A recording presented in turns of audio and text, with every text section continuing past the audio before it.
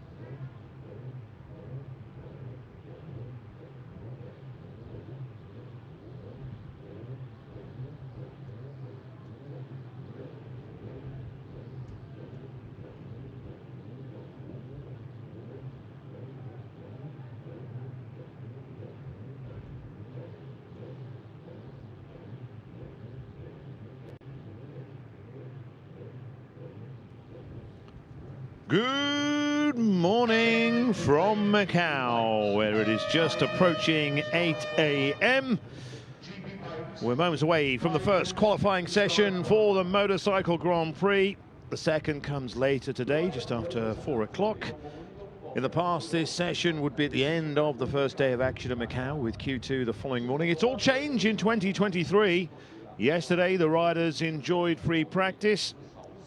Majority of them all expressing satisfaction as they bedded in brakes, etc., as well as figuring out which way the track goes in case they need remembering. Anyway, double British Superbike champ Josh Brooks, the debutant here this year. I'm sure he now knows there is nothing quite like Macau when it comes to road racing. He's still learning his way around, but we'd expect him to pick up the pace as the event goes on. And he, of course, has no better teammates than 9 times winner, the Basham's Michael Rutter, and Peter Hickman, who's won here 3 times, of course, all running in the MGM FHO Racing colours. The sun is out this morning. It was quite overcast yesterday. However, you may have noticed a moment ago, I've got a bit of a breeze going on today. It is quite windy. It's something I've never really known here at Macau in the past. However, talking with this man yesterday, Michael Rutter, as the wind was picking up yesterday afternoon as well, and I said, is that an issue here in Macau? He said, no, not at all. So if you're going down into Lisboa, you'd think maybe a strong wind funneling in between the buildings might change braking marks, etc. But I said, no, it's not an issue here at Macau. So Michael Rutter, who was got a brand new bike beneath him. In fact, and there's the man who won last year, Ono Customo, but talking to Rutter, he was really just still finding his way around that motorcycle. A lot of the riders this morning, maybe the likes of Davey Todd, they'll be looking to set their fastest qualifying times in this session. That's generally the plan. Yesterday, free practice, everything's been bedded in. They've been getting used to the bikes and remembering their way around. There's Julian Trummer as well. And this session tends to be the one when they set their fastest times. I think maybe, say good morning to Brian McCormack as well, but I would say that the majority will post their quickest times in this session, and then this afternoon they'll be trying tyre compounds, etc., to find out which works best, making tweaks here, there and everywhere. But Rutter and Brooks, you would say, the way things are going with the way they're setting their bikes up, they will go quicker this afternoon, but we'll see. We shall see. I would expect this man to maybe, we're looking around 27s, 26s for this time, 2 minutes 26 and 2 minutes 27. Hickman, the fastest in yesterday's free practice, but that is all it is, free practice. This morning is when it happens. And then there's that breeze I was telling you about. It is quite windy. And in fact, amazingly, last night it was quite chilly around Macau.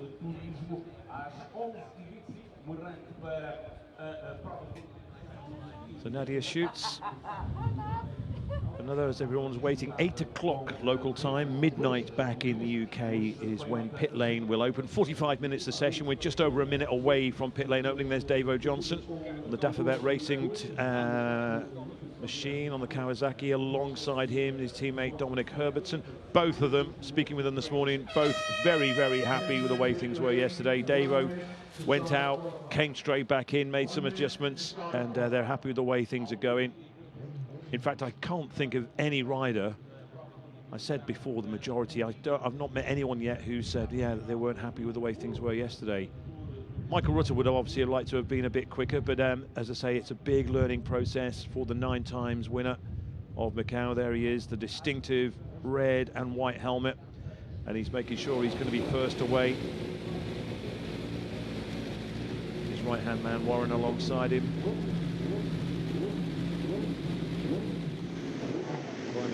As well, Dave Johnson, one of 2 Australians here. Very international field, of course. Swiss riders, Austrians, Finns. So Davey Todd making the something as team boss John Burrows just checking something on the front. And as you can see, new tyres for a lot of the riders as well. The majority going for a soft rear. They have what's called a 1 on the front and a 0 on the back. And a mixture as well of Dunlops and Metzlers. So this is down into Mandarin. And this might just work in Davy Todd's favour. We'll see some riders they'd like to get away later. Rutter already first into Lisboa. Really bumpy on the approach on the left-hand side. You'll see a few riders will maybe drift over to the right as they come into Lisboa and then tuck back in. And then sometimes you get some of the machines, some of the riders will tell you the bikes will brake better as it's leaning. They can't explain why. Maybe it's a psychological thing, maybe, but yeah, some of the bikes, they'll find it that when they just start turning in, the bike will react on the brakes better than standing up.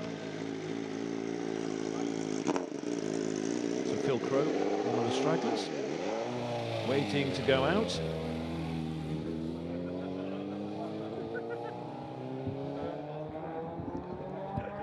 And Peter Hickman, as he did yesterday with free practice, letting the traffic go, he'll run his own.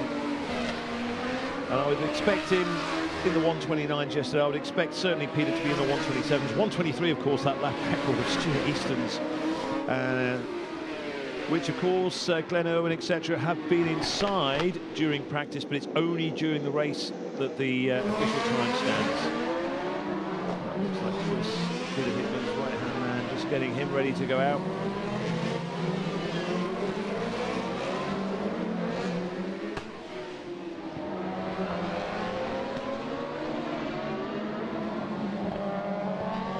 Amazing, really. There was only 23 riders in this race, but you just look at those pictures, it looks like a lot more than 23. So Peter Hickman on his way.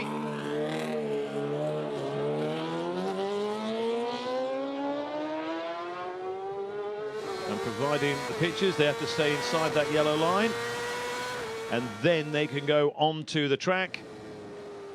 This is coming out of Melco already. The majority of the field coming down into Fisherman's. Another 4 or 5 minutes before we start setting proper times, of course.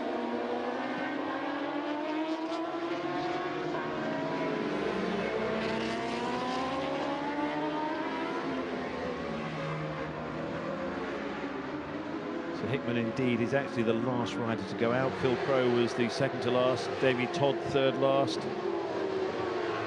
Everyone else pretty much in this first group. There was another second group that are just coming down onto Fisherman's now. But here goes Michael Rutter down. Again, a little bit of a lean. And Michael providing the pictures. So if you weren't with us yesterday, he was explaining how that bike of his is kind of... I don't want to make it sound... It was kind of thrown together. It's bits and pieces from Josh and Peter's superbikes that they used in the British Championship this year, and they've constructed this bike out of it. So that's why they're not up to speed with it just yet. That's why Michael Rutter is not posting times similar to the likes of Hickman and Costomo during free practice. They're still learning and finding things about this machine, where they can improve, where they can make it go faster, where Michael can feel comfortable.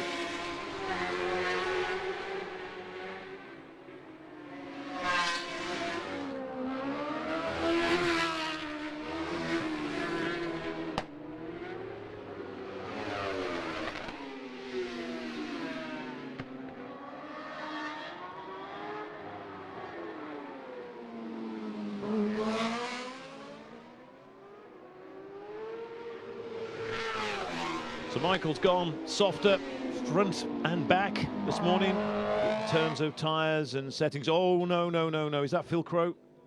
So we've had a bike down, but he's on his feet. So the rider is okay. I don't know if that is Phil Crow. I'll wait for confirmation. But so red flag, session is red flagged.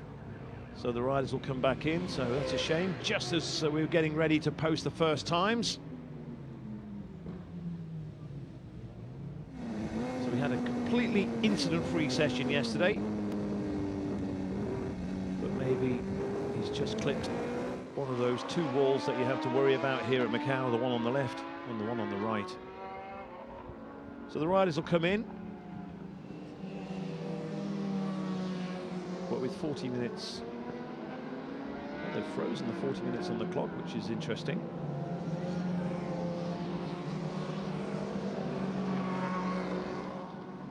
So they must be confident that we've got the time, but as we can say, it won't take too long to have that machine removed.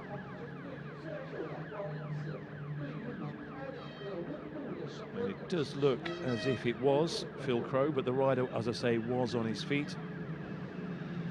No, Phil Crowe wasn't Phil Crowe. I think, in fact, it might be Mark Goodings. Yeah, Phil Crowe, it definitely wasn't Phil Crowe. I believe it was Mark Goodings. So bike number 17 on the ZX10 Kawasaki, the British rider.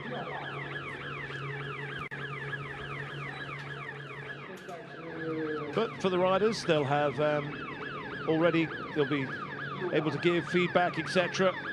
Know exactly where they're going. They'll know exactly what the state of the course is this morning. Of course, yesterday they did what was, in effect, a street sweeping session.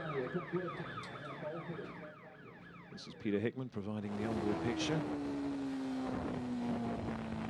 Just coming up through Moorish and then into Donna Maria. Then it's the Melco hairpin.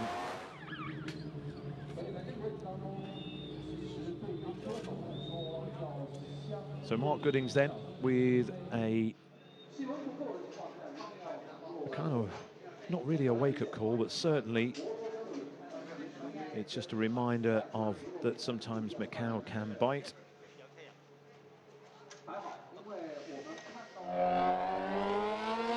And his machine, I understand, has been removed from the circuit, so it will be, in fact, it might be by the time Peter Hickman comes back round, it might be not that long before we get going again.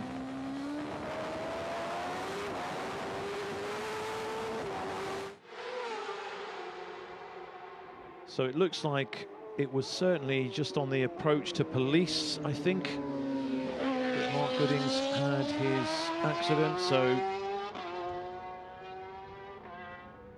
may have been at Moorish. Just Moorish, of course, is a right-hand turn.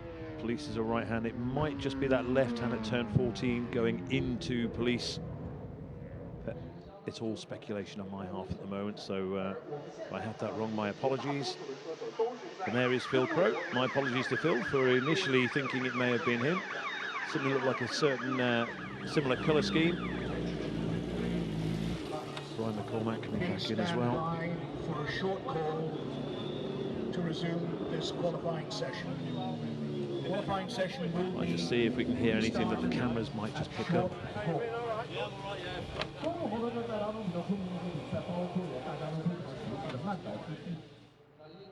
Of course, the car sessions, it's something of a regularity here at Macau that the cars are red flagged. Tends not to happen, thankfully, with the motorcycles. Davey Todd, I think, should be happy with the way things went yesterday.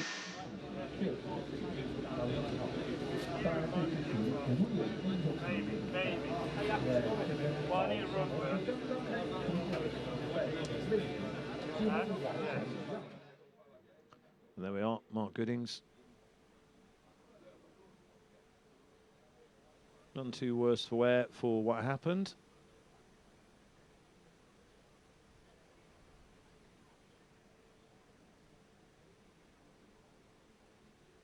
Goodings a name I always associate with Oliver's Mountain racing at Scarborough. There's Phil Crowe. I was talking about Michael though before, Michael Rutter. Now he's gone softer on both ends. Went in with a hard tyre yesterday, gone with a soft tyre this morning. There's Lucas Mora. And in a bid to get used to the Superbike, the BMW. Might just hear what he's got to say here. Yeah, he's all right. That just reminded me of the from me, hard to explain. Top San Francisco Hill, you drop down, left, next right. Before the fast chicane, if you like, in the middle. Hard to see though, isn't it, with the sunlight? Yeah, that is very true what Peter was just saying there. The sun is low-ish in the sky this morning. That's Paul Williams. Davey Todd's machine. You can see the fact he's still got his helmet on. They expect to go out pretty soon. Rob Hodson, who was at Macau last year, of course. This time he's with Robin Croft's SMT Racing outfits this week. He seemed very happy with the way things went yesterday.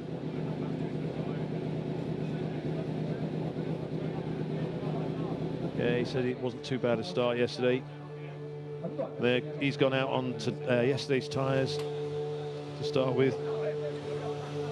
And with, like many of the riders, looking to finish a race distance. And then maybe they might choose what rear tyre they'll use come the race. And then, of course, they'll, at some point in the session, they'll chuck a new tyre in to get a qualifying time. That generally happens towards the end of this session.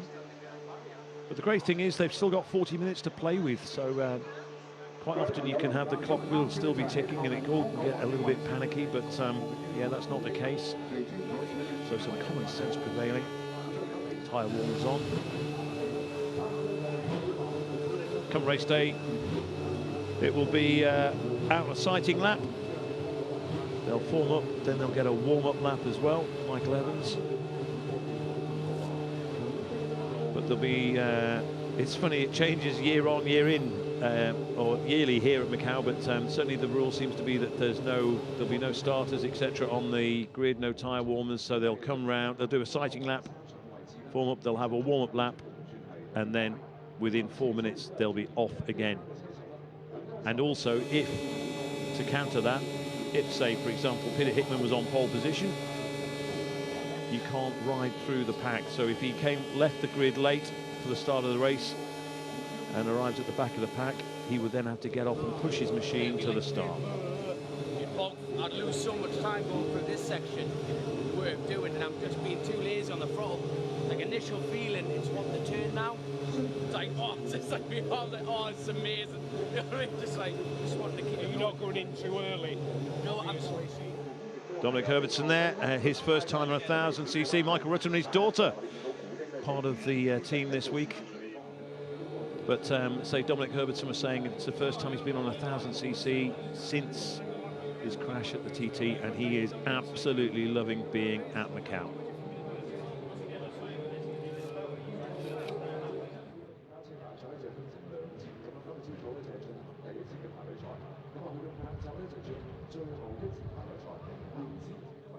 So in fact it was turn 10 where where Mark Gooding stopped. So that's a little bit further before Payol and nowhere near police, etc. So yeah.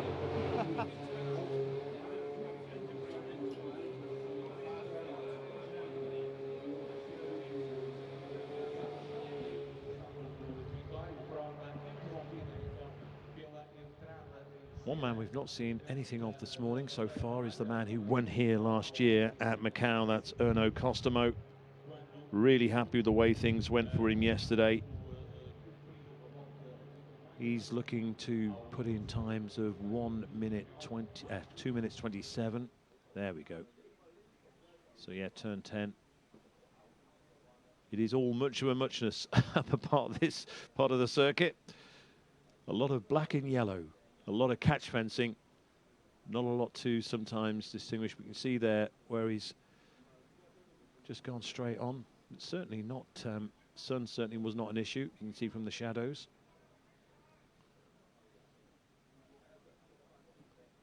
But I was talking about Costomo, the Finn, who won the Macau Grand Prix last year.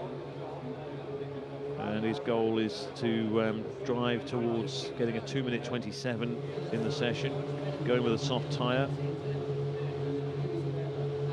Making a few changes in the suspension and the electronics from yesterday.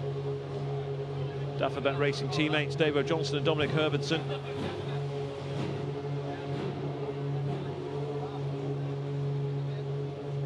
Nadia Schutz, who was here last year as a debutant at Macau. Paul Jordan, who is absolutely loving things at Macau. Yesterday he said he had the perfect session. He is super confident. He says it's the best 1000cc superbike he's ever ridden anywhere. So great to see Paul Jordan. He was looking quite pensive there, as you would be, but in race mode. I can see him actually now smiling away. But yeah, I saw Paul this morning. He was so stoked after yesterday. Really loving things here at Macau, as I mentioned, the majority of the riders. So yeah, I was talking about Nadia Schutz, the first ever female motorcycle racer at Macau. She had a bit of a problem sleeping the night before the session, so she wasn't feeling that good yesterday. She said, I saw her at breakfast this morning, said she was feeling a little bit better. She slept a bit better last night.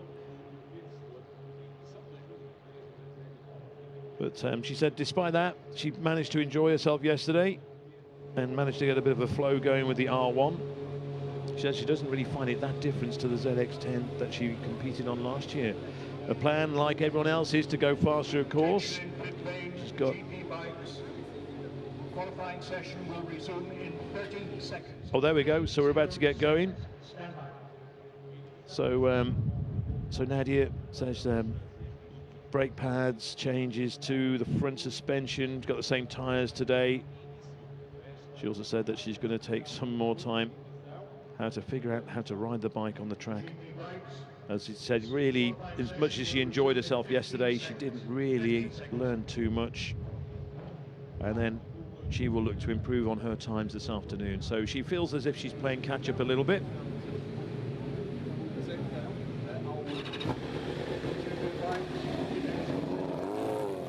Josh Brooks, who he's one to keep an eye on. So too is Phil Crowe.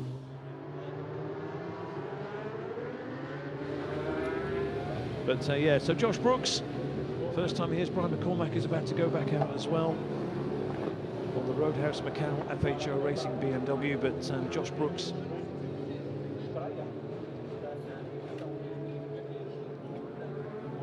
a couple of things happening in pit lane, but nothing much. Here is Olivia Luckberger from Switzerland on the Team Swiss Loopy by Heidegger Motorsport Kawasaki. Oh, a little bit too hot into Lisboa, but then again, maybe just using the space on the road to try and maybe find a later braking point. He certainly will be looking to improve on his times from yesterday, Luckberger. As I was saying with Josh Brooks, could he be, come race day, on the podium here? I think he probably... I've not spoken to him, so I'm just guessing. Todd just taking things a little bit easy, but again, they'll be certainly going around through turn 10, making sure that any dust that's down, etc., that the track is in perfect condition. And they do a great job here at Macau. Really look after the circuit, the surface, etc., cleaning it. Attention to detail is superb.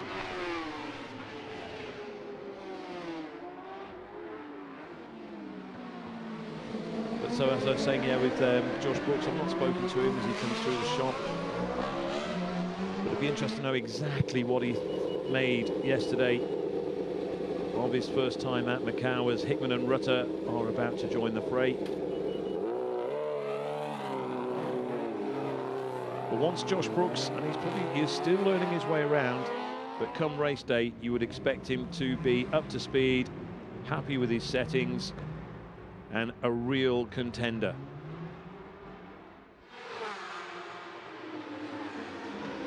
It is, of course, a little bit different to the cars. You tend to have to be on the front row of the cars, maybe row 2, if you're in with a chance of winning at Macau. Bikes are different, but the start really is crucial. Peter Hickman, of course, remember him winning, was it 2015, was it, when he won from row 3? My apologies if I've got that wrong, but as long as you're on the first 3 rows, you are in with a good chance of winning. It's just that obviously you have to get a fantastic start and make sure you're toward the front as you go into Mandarin. In terms of the circuit, just going to watch David Todd coming down into Lisboa as well. You can see they don't hug the wall, you would think, the approach, but just on that left-hand side there, it is really, really bumpy. Then, of course, you've got to come in and commit for the turn. But you'll see a lot of riders will swing out and then swing back in. But really, once we're racing from this point up San Francisco Hill all the way down to the approach to Melco Hairpin, overtaking generally doesn't happen. I mean, I've been coming to Macau since 2002 and really scratching, trying to think of times where I've seen, I remember seeing some epic battles. Steve Plater and Connor Cummins springs to mind. Glenn Irwin, of course, Peter Hickman. But I can't really remember anywhere where you see a rider make a move. It is pretty much follow the leader all the way around through this section. And then once they come down, you can maybe on the brakes into the Melco Hairpin. Then after that, out of Fisherman's and into our bend, and then all the way through, round into Mandarin, etc. There really is nothing like the Macau Grand Prix, is there, folks?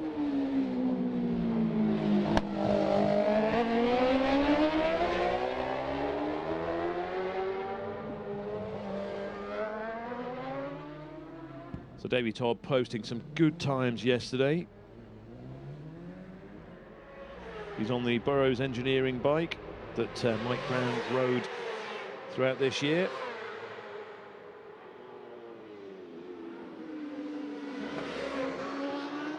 There's David Datzer, the German rider, the only German rider here this year on the MTP Racing by Zero up Pens 13 BMW. Went so well last year, and he could be a top 6 rider. Even with the added Brits this year, he could well be on for a top 6.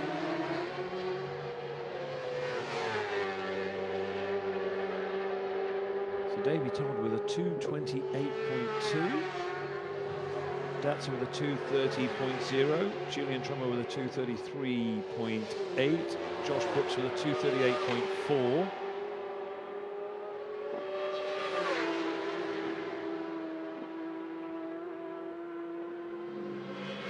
But judging on what we saw yesterday in free practice, you'd be looking at the moment in terms of contenders: Peter Hickman, Davey Todd, and Erno Costomo.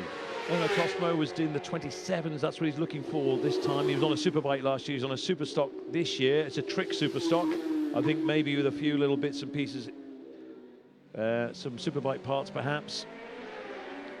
But he won.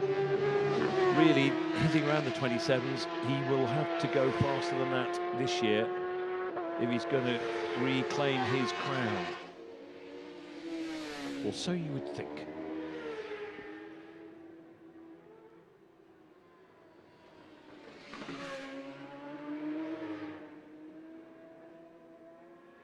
Davey Todd out, looking to maybe, he's just had a quick first sector, second sector not so.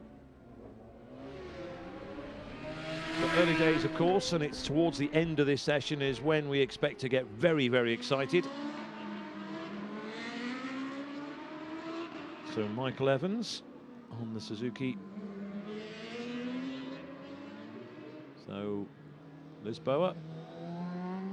Yep, Lisboa.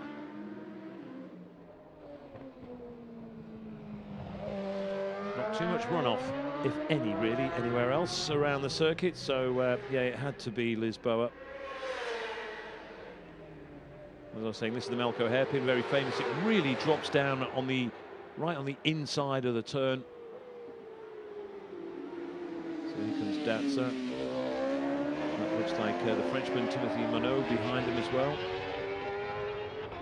And I'm sure the riders will be saying the track's coming to them a lot quicker today because, of course, they had all the F3 cars and the TCRs and all the touring cars, etc. were on the track yesterday putting down lots of rubber. We've had no rain at all since then, so all that rubber will remain.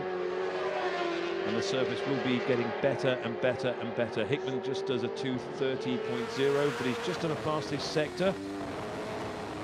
First sector is just, it comes down to the approach to Lisboa. That's where the speed trap is as well. If you see any speed trap information, it's just before Lisboa. I'm trying to think who it was yesterday did 299 kilometers an hour, but that was because they ran straight on at Lisboa. Was it Michael Rutter? I think. So you're looking at 275 kilometers an hour. Generally comes up, there's the top speed on the speed trap going into Lisboa, or the approach to Lisboa. Now then, last time these two were on a racetrack before this weekend was in Imatra in Finland. Erno Kostomo, the king of the Imatra, Peter Hickman, the king of the Isle of Man. But who will be the king of Macau this year? That title currently belongs to Kostomo, the Finn. Josh Brooks said he was following Kostomo yesterday, said he was impressed with the way the Finn looked very smooth going around. So here we are into the hairpin.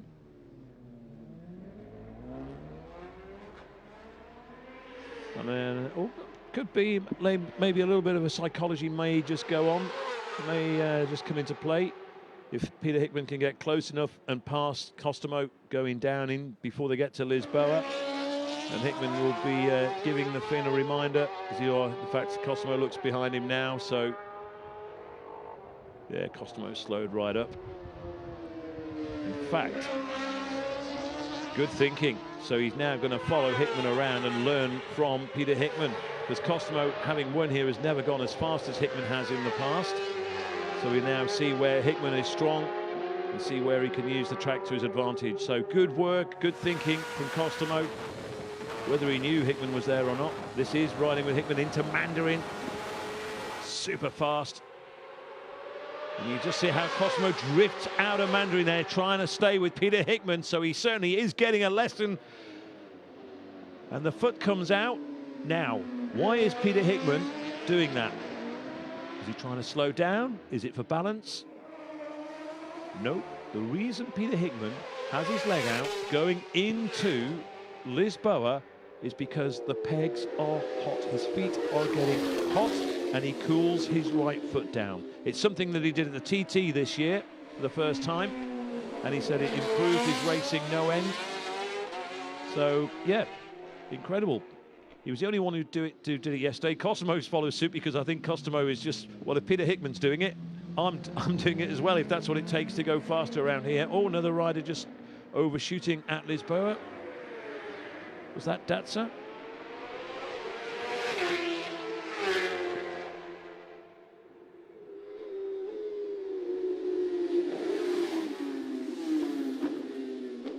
Davey Todd with the fastest time of this session, 2:28.2. Hickman, by the way, was a 2:29.0. But I think we'll keep an eye on Peter Hickman as well, because he has certainly done a couple of quick sectors, sectors 1 and sector 3, which is from maternity on the run up towards police. Hickman will be coming around soon. Here he is. So here's Peter Hickman. In and out of the hairpin. So sector 4 just coming now. In fact, no, it's not gone any quicker through sector 4. Kostomo stayed with him though.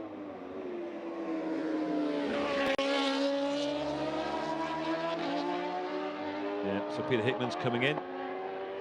Kostomo looks as if he's carrying on. But again, it's all about learning really throughout this session. Just because Peter Hickman put in quick sectors on 1 and 3, it's all about getting that perfect lap time later on in the session. When we get down to around 10 minutes to go, we'll suddenly see, at the moment we just have 4 riders inside 2 minutes 30. That's Todd, Hickman, Kostomo and Datsa. Kostomo getting a good tow there from Peter Hickman. just on that previous lap. So 2:29.3, but he's certainly looking to find a couple more seconds.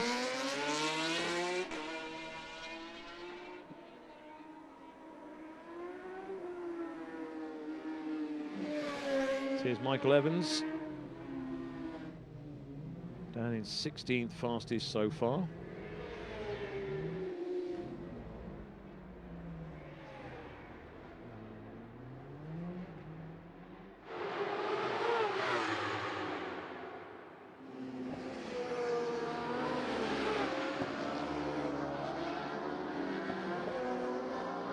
And 16 just going through Paul Williams.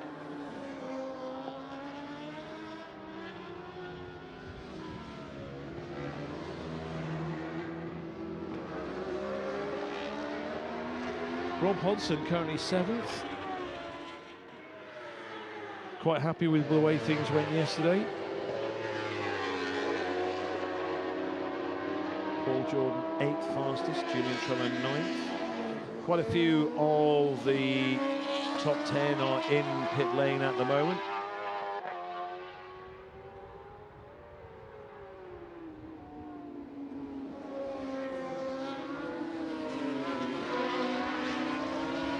Brian McCormack on the Roadhouse Macau macXony.racing BMW.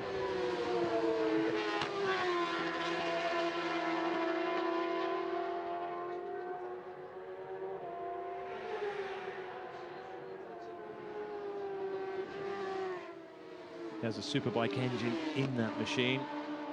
Stock chassis. It's on Dunlop tyres.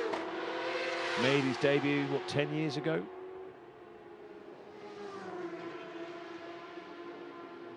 His main sponsors are a chap called Kieran out in Australia. He'll be at home watching now. They're called Fei Ho, who has such, who's actually making, crazy really, but they're making their debut at Macau. It seems like they've been here for years, but as the FHO racing team, of course, they were here as Aspire Ho in the past. But Brian McCormack grateful for the assistance that he's receiving from Fei Ho this week.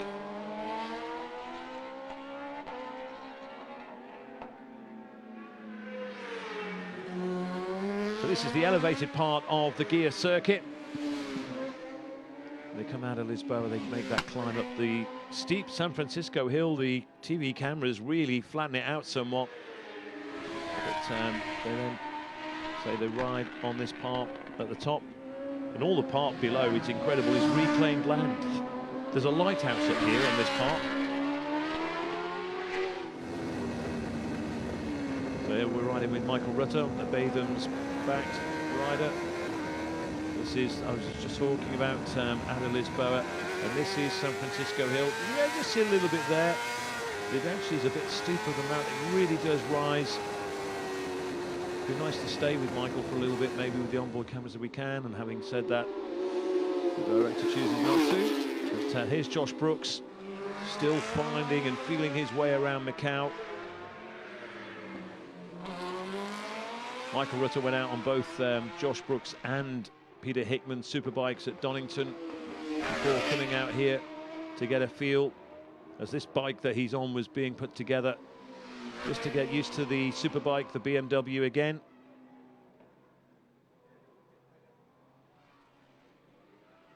I don't know whether maybe Josh Brooks was going to follow Michael for a bit, perhaps, just again to learn his way around. Really good, as is with a lot of the riders. All good camaraderie, all willing to help each other.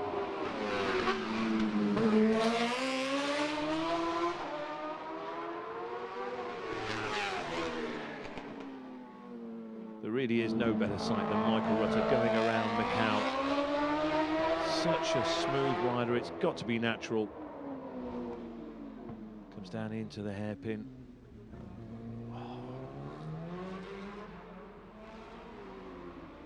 And it's strange, really, Macau.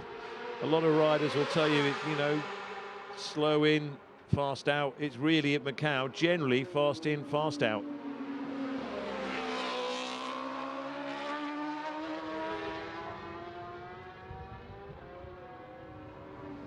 One thing that never gets mentioned as well, you never read about it or hear too much about, is really, so we're talking about lap times, so average speeds. So an average speed, the top average speeds around Macau are in the 90+ mile an hour. You're talking about 95 mile an hour. So things like 100 mile an hour lap are a long way off. So generally they're all in the 90+ mile an hour average lap speeds. So let's see if we can pick up Michael coming into Lisboa. He's gone through already. We'll drop back to Josh Brooks. So here comes Josh. Still learning his way around, and you can see there he really did stick over to the left. It is quite bumpy on the left-hand side of the road. It's a lot smoother just to the right of that.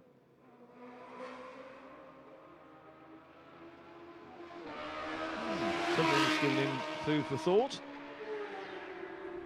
So I think we'll expect to see Josh maybe come in at the end of this. So just over 20 minutes of the session remaining. Rutter's now gone inside. He's done a 2:29.7. So we have 5 riders inside 2 minutes 30.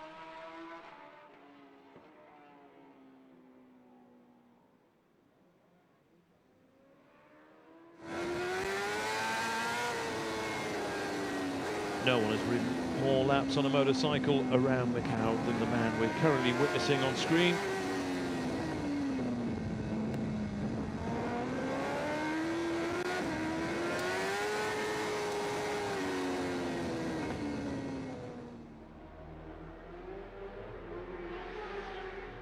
Costomo is on a quicker, later sections on this lap.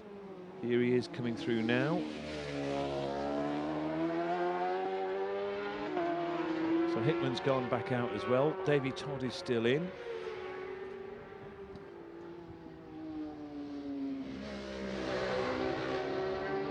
So Costomo's fastest so far a 2:29.3.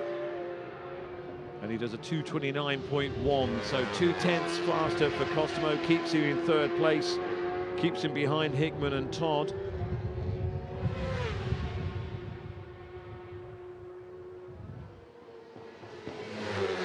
I think given the quality of the competition here this weekend, if Costomo could get on the podium, he would be delighted. The question is just, I think maybe, can Josh Brooks get up to speed as quickly as Costomo can? Now, of course, Costomo didn't make his debut last year, did he? In fact, he crashed here back in 2017, I think. Certainly a few years ago. But last year came back and won. Maybe you'd have to say Josh Brooks would be looking to, perhaps, if he is going to make an impression at Macau this year, certainly be looking to match his times. Brooks, though, still in the 2:35s at the moment. He's in at the moment as well.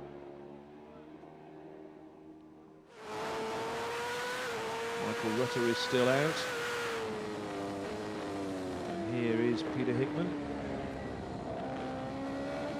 He said yesterday, with getting the onboard pictures, he said he was racing round and he glanced and he saw himself on one of the big screens. And he said it just took his eye for a moment. He saw his onboard on the screen. So you see that yellow line there. They have to stay inside that yellow line, just as Olivier Lutzberger did. They're not allowed to cross over.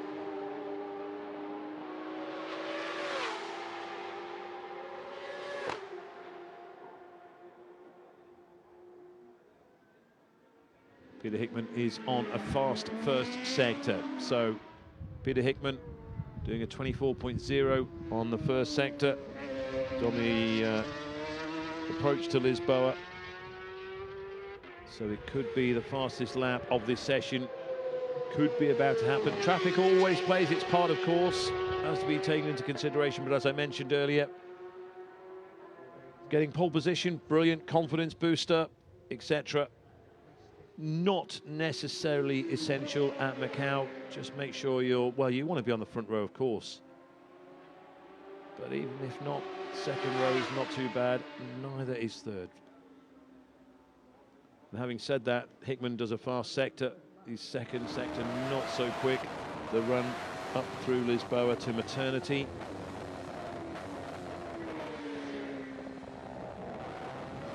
And that could be the reason why he's not able to just get those tenths in that he's looking for right now.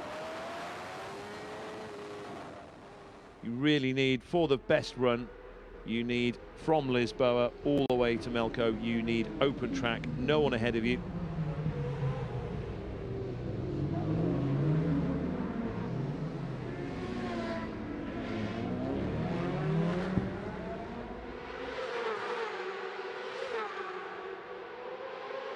Ooh, Hickman just bouncing his way through.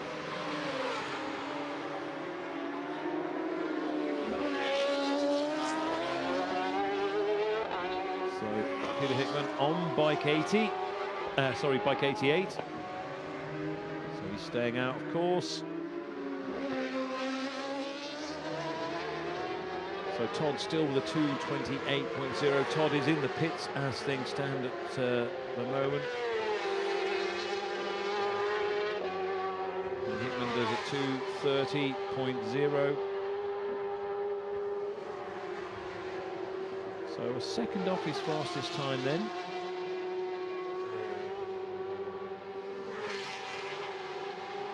So 15 minutes left. There might be some new tyres being prepared as I speak. And there'll just be waiting for the right gap in the traffic. And then looking to launch themselves out onto the gear circuit and make their way around. 20 to 9 in the morning here at Macau. There is a second qualifying session later in the day. Oh, a little bit of movement. That is Fisherman's on the exit. But Costomo just snatching it back in. This could be a good one for Costomo. 2:29.1's his best so far, and he goes quicker, 2:28.5. So 6/10 faster on that lap for Costomo. He's the fastest on sector 3, which is Maternity up toward Police. So here he goes down through Mandarin. Will he adopt the Peter Hickman chucking the leg out as he goes into Lisboa? Just the foot off the pegs. Oh, snatches as he just hits the brakes, hits the clutch. There's a lot of snatching going on there for Costomo.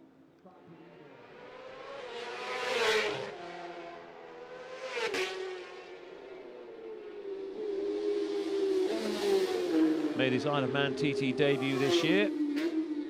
Just kept everything under the radar.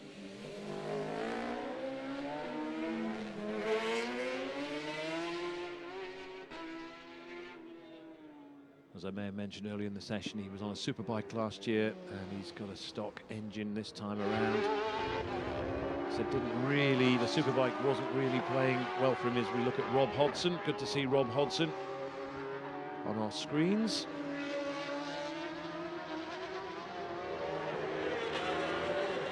So Rob Hodson goes 7th fastest to 2:30.6. So I think he's happier now. Every sector, he was quicker in on that lap. So too was Julian Trummer, who goes 9th fastest. Still Davey Todd, though, holding the #1 position. Well, I think we're going to see the ante being up now. So Rob Hodson into Lisboa. And Hodson goes quicker again on that sector, so he's certainly twisting the throttle just that little bit harder. So it's Todd, Costomo, Hickman, Datsa, Rutter, Crow, Hodson, Johnson, Trummer and Jordan, the top 10. Todd and Rutter are still in the pits, but we are coming up to the 10-minute mark.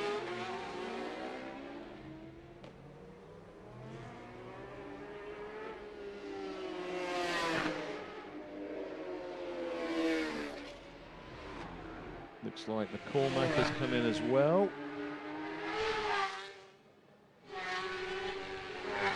Dominic Herbertson, I think, is in as well. I think Michael Evans, is it, that's in as well by the looks of things. Paul Jordan's just gone back out, bike 22.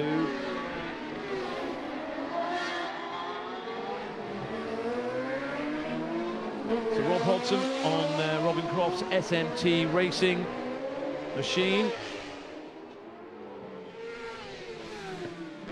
That's a Honda, of course. I think there's only 2 Hondas, in fact, yeah. His and Julian Trummer, the only Honda riders here.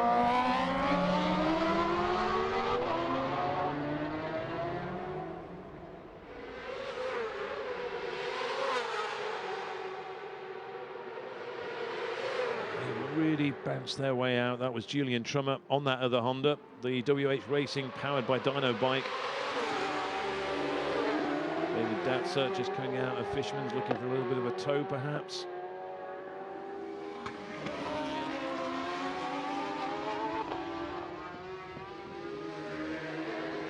So Trummer and Datzer together.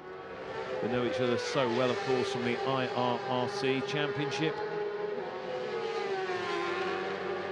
Rivals there, and now rivals here in Macau with 11 minutes left on the clock. It's still Todd, but Hickman, a 2:28.6 his last lap, keeps him in 3rd place behind Costomo. He's just done a 24.2 on the first sector.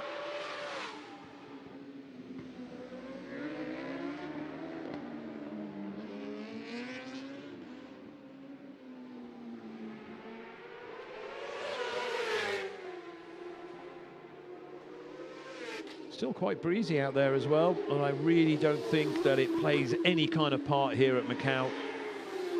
You think of places like the Sulby Strait in the Isle of Man and the run down to Metropole at the Northwest 200, where the wind can get behind them and really kind of disrupt their braking markers, etc.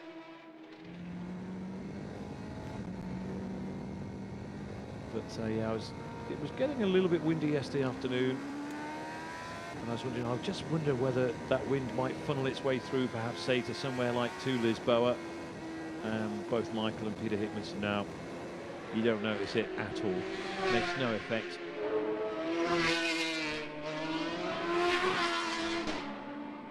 If this sunshine remains, of course, it will be a lot hotter and a lot more humid this afternoon. Quite cool. It's the temperatures in the low 20s this morning here in Macau.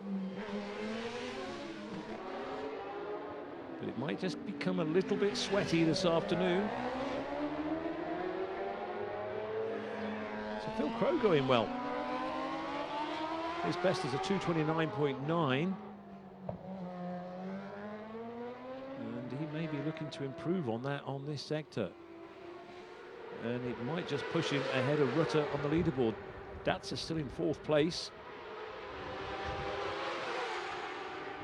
Hickman did a 2:28.6, so again he's just upping it a little bit, and I think Peter Hickman would be looking for 27s in this session at the very least. But they're not panicking, they're just tweaking. David Datzer comes in, Julian Trummer stays out.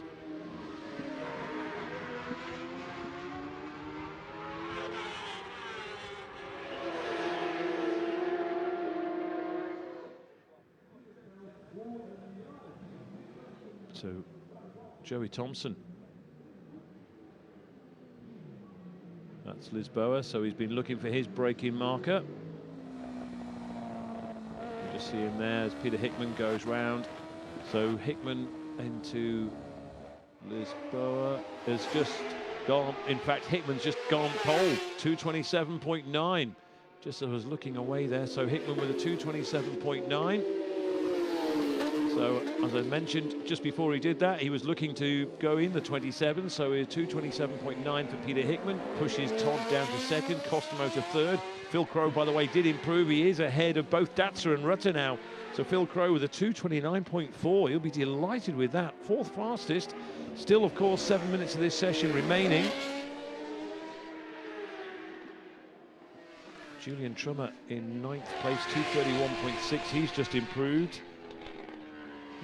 They sorted out quite a few things from yesterday. He was hoping they'd be going in the right direction, and a 2:31.6 would suggest they are. He started out this morning on the same tyre as yesterday.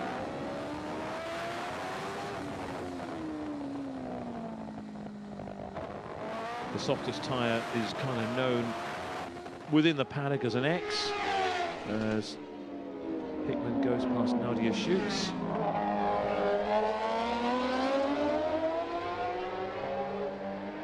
Of course, that's the thing, it depends on the temperatures as well. It is quite cool this morning, so that might play a part in determining what tyres they go out on. Nadia Schutz is another I was talking to, and she says she just loves, we're talking about different bikes, and she says for her it's 1,000 cc's. She's not happy unless she is on a super stock superbike.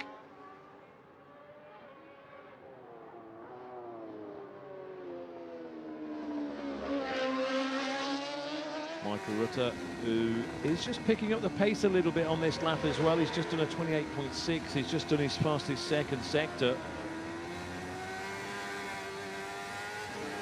Todd is out as well.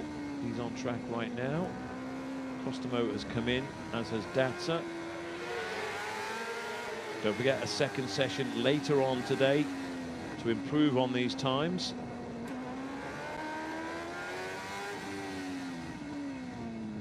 Hickman does a 24.0 on the first sector. Rutter again, a fast third sector as well. So I think we might just see Rutter going 4th fastest, as long as he keeps continuing to go clear on this. He should go from 6th to 4th, I would estimate. Maybe not quite fast enough for 3rd quickest. But here he comes. So Michael Rutter into Fisherman's. And of course, depending on whether he decides to complete the lap, he might want to come back in. Of course, they're still finding their way around that bike. In fact, he's staying out. So McElroy says they're still learning their way around, but it's all going in the right direction as far as things are concerned. And Rutter does indeed go 4th fastest. A 2:28.9 for Michael Rutter. So Michael Rutter 4th quickest as we see Davy Todd. Davy Todd could go past Peter Hickman on this one. This is why the director has switched to Davy Todd. Can he go inside 2:27.9? It is a fast lap for Davy Todd. Here we go.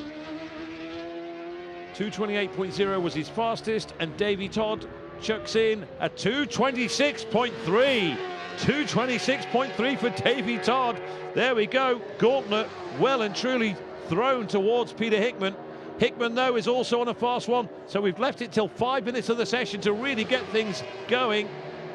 So 2:26.3, but Hickman could go inside that on this lap. Hickman is at the moment coming down out of Fisherman's. Here we are, this is on board with Peter Hickman coming into our bend.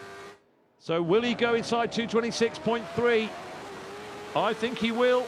I think he will. It's a 2:26.1, 2/10 inside. So Hickman now takes over pole from Davy Todd. Are we getting a foretaste of things to come on Saturday? Say no more. So 2:26.1 for Hickman, 2:26.3 for Todd. Todd not quite as quick on this lap as he was on the previous one. Costomo still third with a 2:28.5. Michael Rutter has slowed up on this lap as well. So, wow. Well, certainly the likes of Peter Hickman and Davy Todd have sent a message to the rest of the field. This is what you're going to have to do if you're going to beat us at Macau this year. Hickman won't improve on that on this lap either. So I think it's safe to say all the brakes are bedded in, etc. That was a great lap, so 2:26.1 for Peter Hickman. Three-time winner, of course, at Macau. Last victory came in 2018.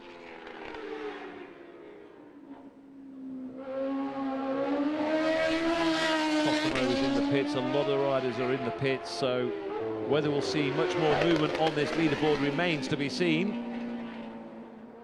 Yeah, Davy Todd has really slowed up on this lap, so he won't improve on 2:26.3. So just under 0.2 of a second off the time set by Peter Hickman, 2:26.1.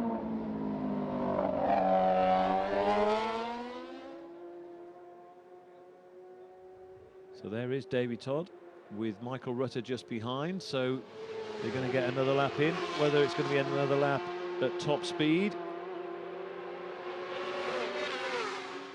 Rutter certainly looks quick. You see there, just Michael Rutter just a little bit out. Todd electing to stay on the bumpier side on the left. Oh, and Todd just, yep, lets him go through. So that's what that was all about, and Michael says thank you. So back with Peter Hickman. This will not be inside 2:26.1. In fact, it'll be in the 2:30s, I think.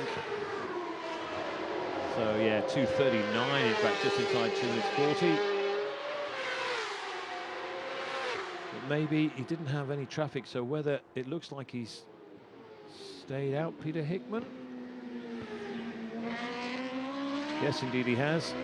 He's got the likes of Paul Jordan and Brian McCormack up ahead of him, but there's a bit of a gap. Maybe they're too far ahead to disrupt Peter Hickman, so whether he would try to improve on that 2:26.1 remains to be seen. 30+ seconds left before the checkered flag comes out. So David Datzer might just get another lap in if he's quick. Then after that, he will be the last one to cross the line, I think. The German rider, there he goes, David Datzer. There's Lucas Mora just on our screens as things stand, just outside the top 10. Oh, and Hickman's just in the fastest second sector, so it could be. Peter Hickman should be the one to watch again. He's gaining on Jordan and McCormack on the road, but I don't think they will hold him up. He won't unless they really slow down. So the session has come to an end, but the bikes are still on track and the times, the clocks are still ticking. Here is Lucas Mora in 12th place. He's actually putting in a pretty reasonable lap, the Swiss rider. But this is the man we need to watch, Peter Hickman. Oh, he's just slowed up on the third sector. So I think that 2:26.1 will be the time that will be set. As Datzer is putting in a fast final lap, we'll have to wait for David Datzer to complete his lap to see what happens. He's currently 6th behind Phil Crowe, but I think he might, if he can continue this way, the German rider could nudge Crowe out of 5th place and even maybe Michael Rutter out of 4th, and maybe even Costello. It all depends. Datzer's got reasonably clear track ahead of him.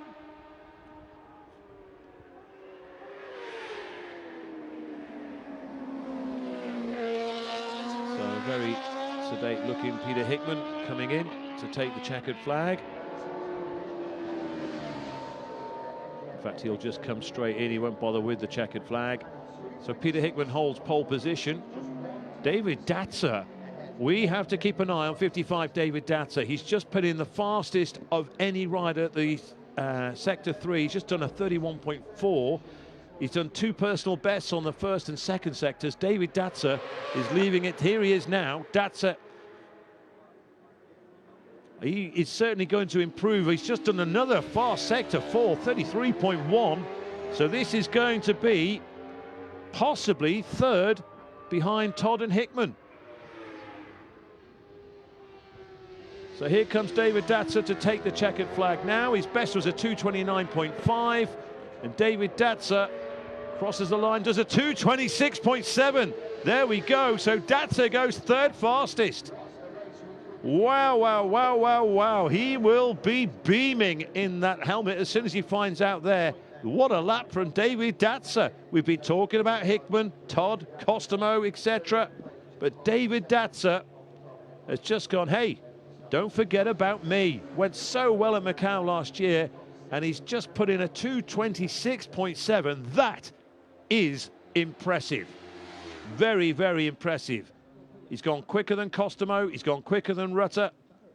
Wow, wow, wow, wow, wow. I said keep an eye on him. There'll be no more changes at that time, so the leaderboard as it looks will be the same. That's the times they'll take into the second qualifying session this afternoon. Mora and McCormack both improving on their last laps.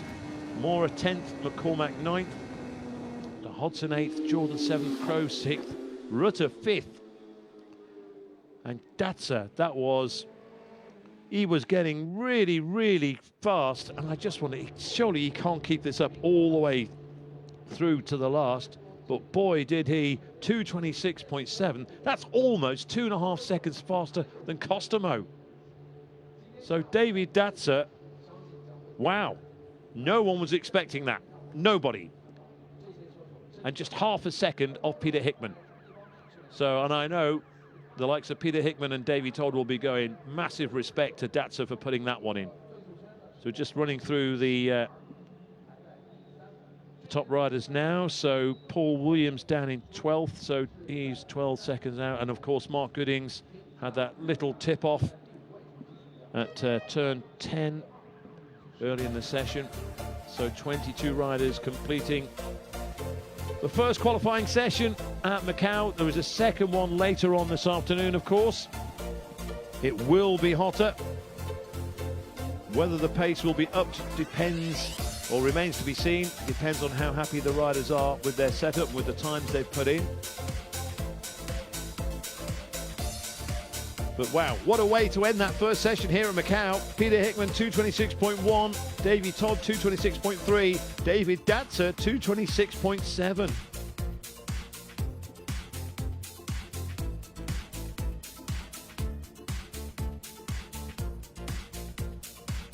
And all BMW top 3 as well. In fact, Costomo is also on a BMW. So too is Rutter. Phil Crow. Paul Jordan, bike 22, also on BMW. And Rob Hodson, the fastest of the non-BMWs, so on the Honda. So Rob Hodson, 8th fastest on the Honda, the fastest, as I say. So the top 7 all on BMW here at Macau. And of course you got McCormack is also on a BMW. And then Lucas Mora, bike number 18, of course, on the Kawasaki.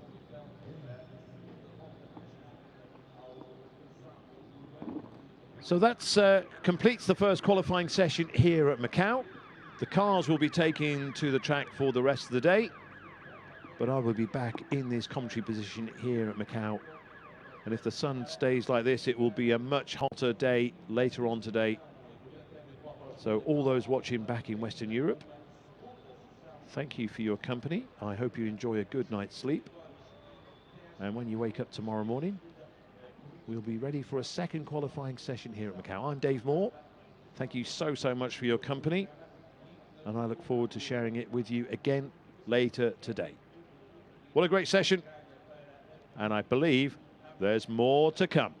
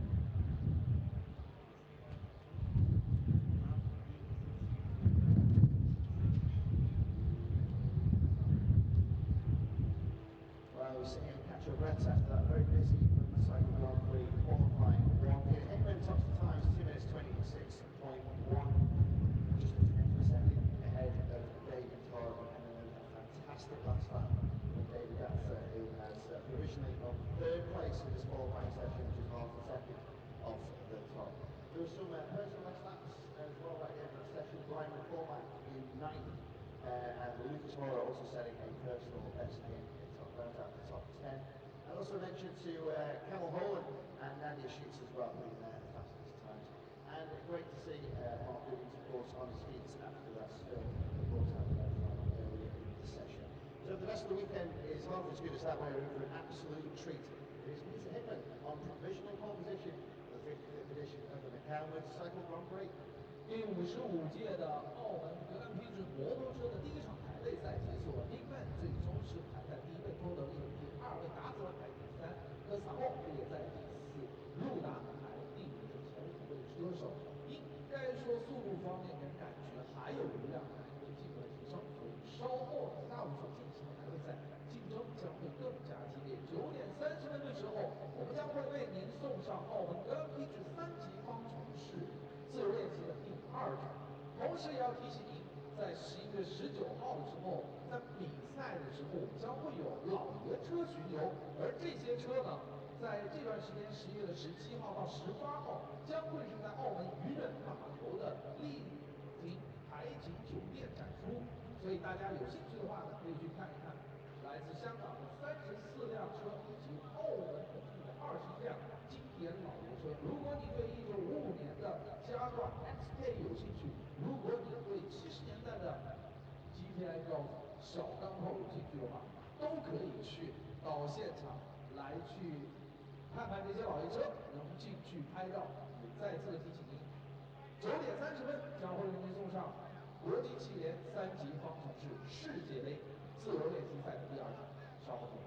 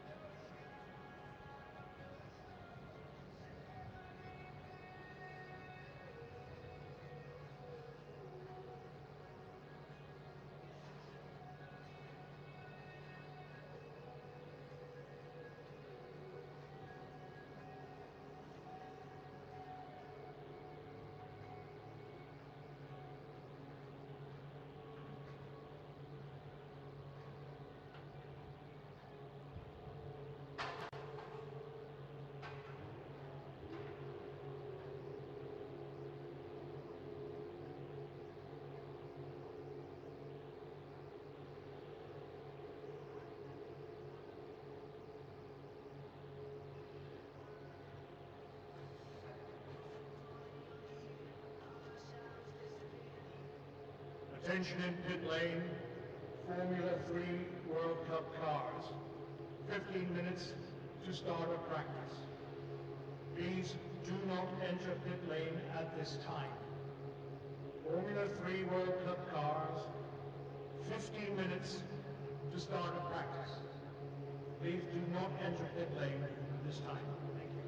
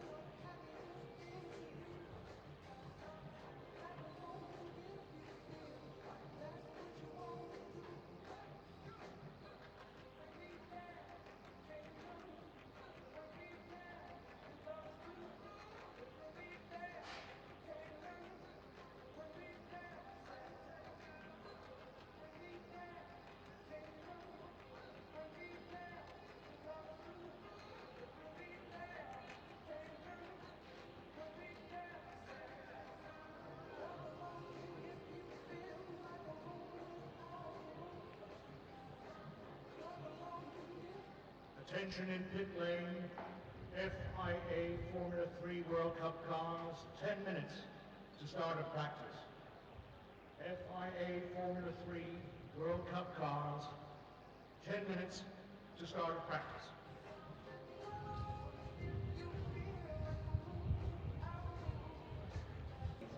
Rounding out the top 10 for the Formula 3 race tomorrow. So qualifying races tomorrow, the main races coming up on Saturday. The Formula 3 qualifying race will be run over a duration of 10 laps at the end of tomorrow, and that will start at 10 to 4 in the afternoon. 目前在比赛当中呢 ，F3 的排位赛经过激烈的厮杀已经全部结束了。打出红旗之后呢，因为实力不够，所以呢就提前结束。这样的话呢，让领士成功的拿到杆位。成绩方面实际上非常的接近。换句话说，车手之间的争夺将会是极为激烈。所以明天的比赛呢，我将会看到F3的比赛的厮杀会非常非常的激烈，让人格外的期待。F3的比赛将会是跑选拔赛的10天，明天将会有选拔赛的11天战斗，而且呢是18号的压轴大戏。稍后我们将会为您送上的就是第55届澳门格兰披治摩托车排位赛的第2场厮杀。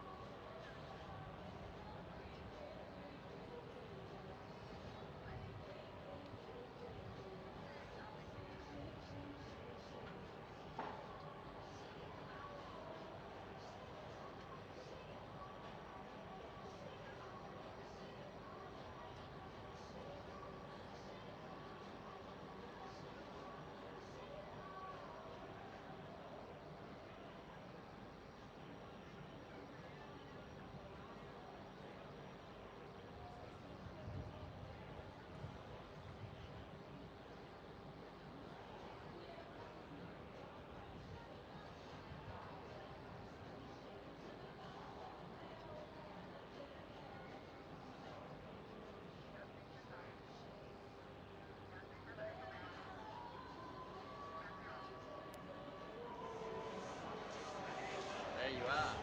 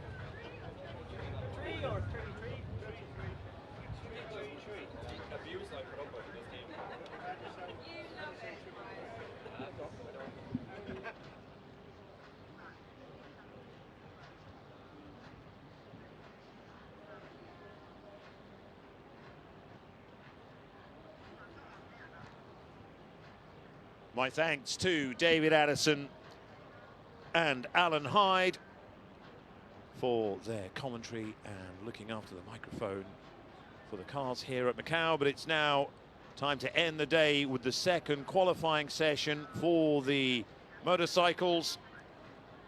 And what a thrilling first session we had earlier today.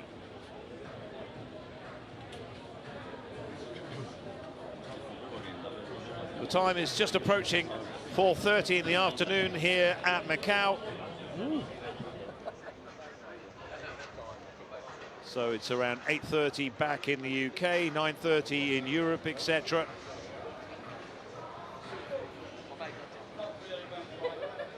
And what a session we had this morning here, especially for this man, Davey Todd. Looked as if he may have claimed pole position on the Burroughs Engineering RK Racing BMW. He stuck in a 2:26.3. However, moments later, Peter Hickman took provisional pole away from him with a 2:26.1. And it looked as if it was going to be a Hickman-Todd Customo provisional podium until David Datzer, my goodness, a 2:26.7 on the final lap, pushed him up from 6th. He overtook Phil Crowe, Michael Rutter and the Finn to go into provisional 3rd place for the Macau Motorcycle Grand Prix. Peter Hickman in relaxed mood. Number 20, Davo Johnson, he had a little bit of a drama at the end of qualifying 1.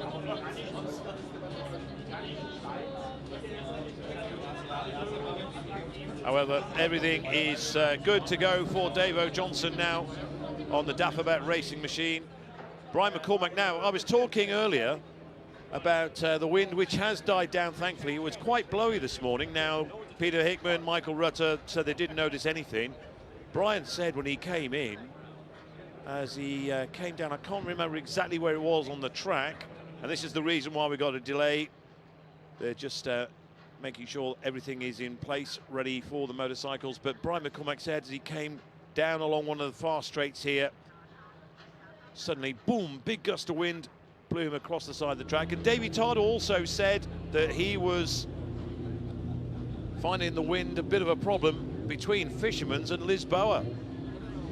So I think really what they mean is when it gusted, they were caught out at the wrong time. They're in the wrong place at the wrong time when the gusts were blowing. Sam West, 13th fastest in qualifying 1 now. A lot of the riders this morning, I would imagine, will not improve on their time in this second session. There will be a few. Josh Brooks, I think, will improve. He's 17th fastest at the moment. And also his FHO Racing teammate, Michael Rutter. He doesn't know. Poor old Michael. He's just doing what he does. It's a brand new machine. As far as he's concerned, a brand new superbike. So they're still trying to find the right settings, still trying to learn about it. And he said, just as long as I come back smiling, that's the main thing. So we shall see. 5th fastest at the moment, the most successful rider, of course, at the Macau Motorcycle Grand Prix, 9 times a winner here. So we can see there's going to be a little bit of a delay.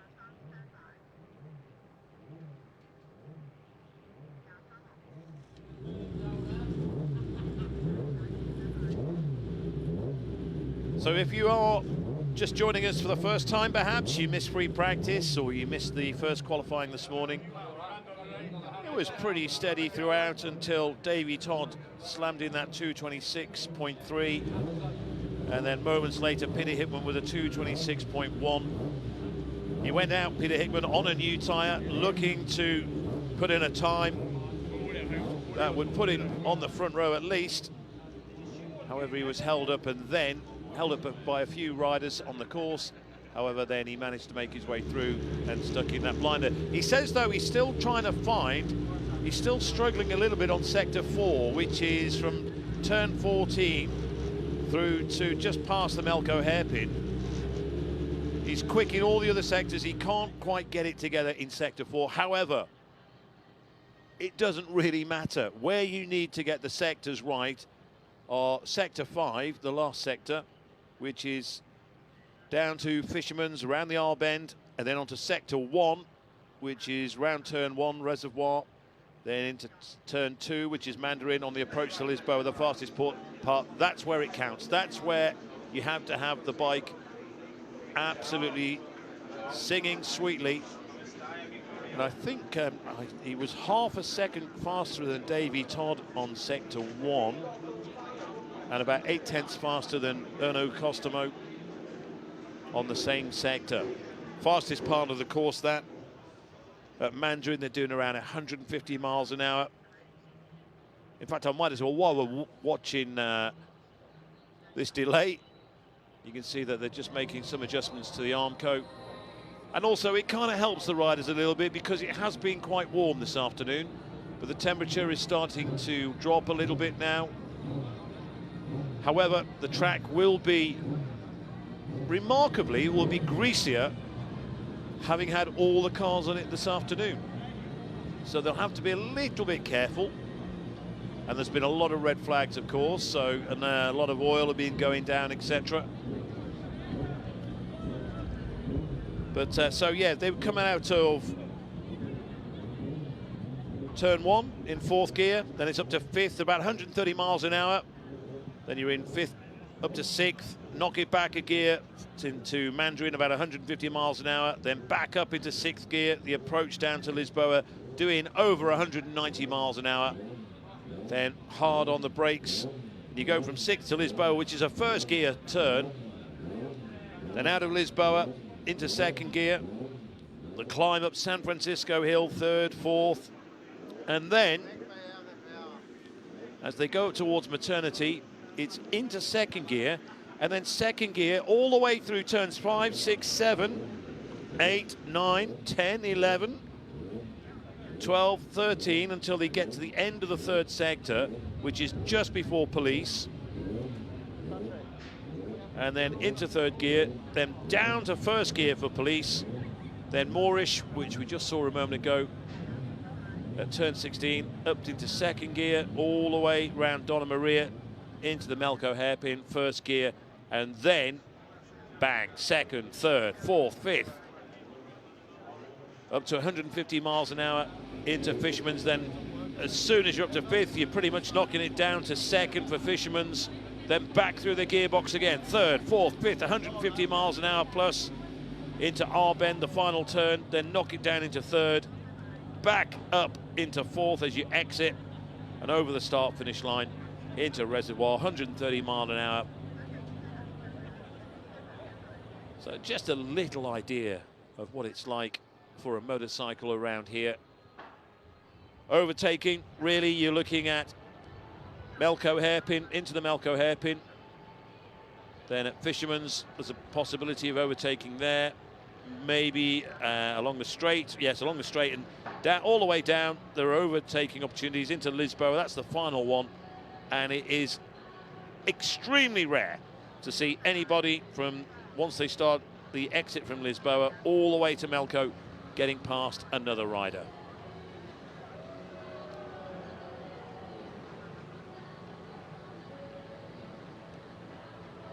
Just over 6 kilometers in length, the Circuito da Guia in Macau. 5 timing sectors. And David Datzer with that sensational lap right at the end of qualifying 1. And from memory, I think it was fastest in sectors 2 and 3 than anybody had been all through the session. Now, as far as qualifying 2 goes, I mentioned it earlier that a lot of the riders will be reasonably happy with the times that they've set.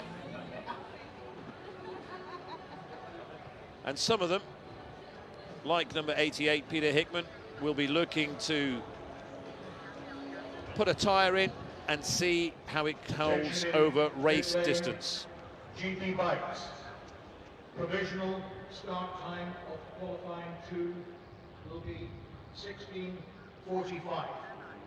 So that's just under 7 minutes away. I'm sure you can hear that announcement at home. So we're around about 7 minutes away from the beginning of qualifying 2. Joey Thompson and Rob Hodson on our screens.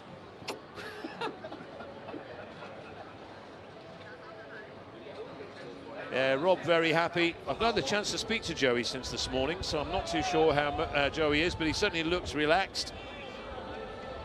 Joey Thompson, 14th fastest, yet to go inside 2:30. Is 2:33.9 his quickest time on the 74 Racing Limited by Genetec Yamaha R1.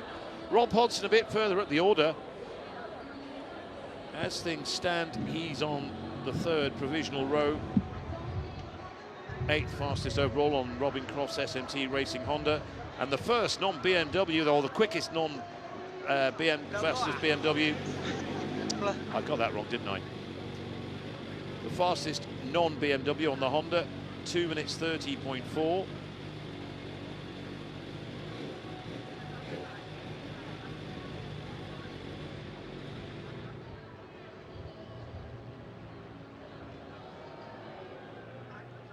So Rob going with a new front tyre, new brake discs to bed in to start with. Then later in the session, a new rear tyre, and looking to maybe get inside 2:30.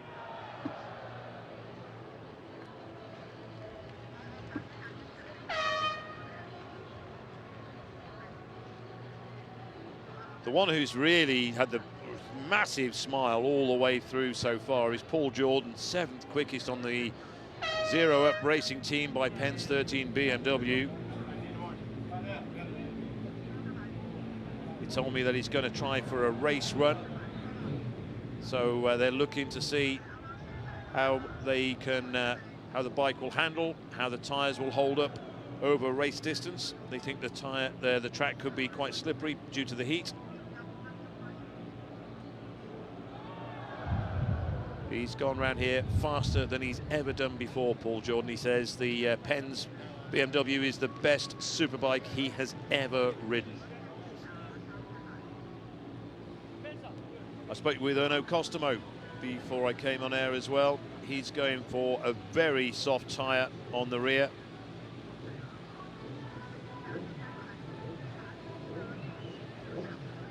He's on Metzler, of course.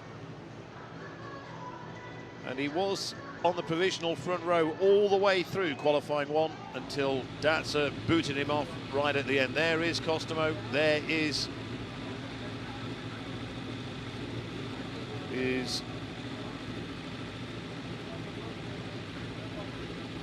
BMW teammates, of course, with Paul Jordan. Davey Todd, who really is enjoying himself here at the moment as well.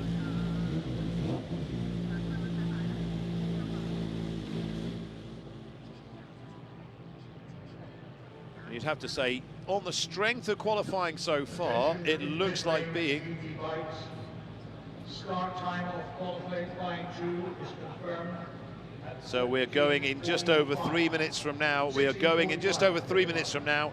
I was just about to say that Peter Hickman and Davey Todd are setting the markers, but David Datsa, with that time, feeling very confident. He thinks there's more to come. He says he, in a way, he surprised himself, but then again, he didn't really, because he knew he was confident. He had the confidence in the bike as well. Davey Todd also feeling very confident. In fact, it's amazing so far, I've not spoken to any rider who's had a bit of a frown.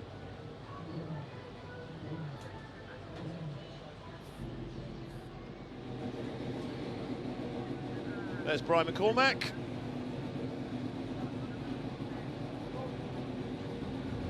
He is on row 3 as things stand, 3rd fastest overall, 9th fastest overall, sorry, on the Roadhouse Macau FHO Racing BMW. And of course, the most successful Macau rider of all time, Mr. Macau, Michael Rutter. I was trying to quiz him earlier on that Superbike, what they're going to do, and he says, I don't know. We're just going to see. We're still learning. We're still trying to find things out. He doesn't think he's obviously going to be good enough to get on the podium. So I think he'd just be delighted with a good, comfortable ride around Macau and take whatever comes. And he says, I just want to get off the bike with a smile on my face.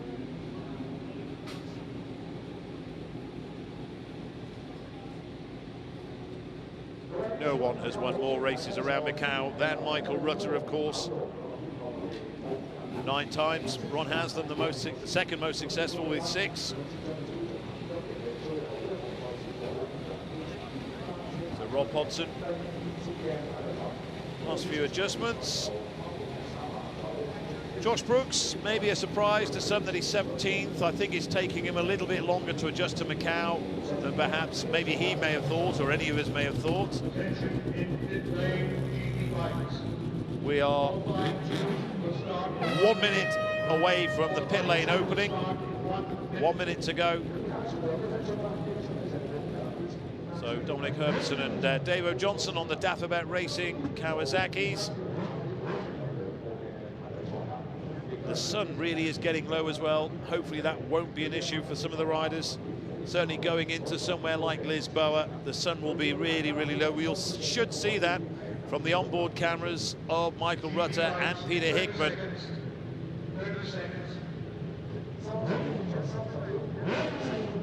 Just looking at all the riders have clear visors. I think maybe Brooks might have a dark one by the looks of things. Just trying to look across. Peter Hickman has been waiting with the previous 2 sessions. He's let everybody else go, and then he's joined in.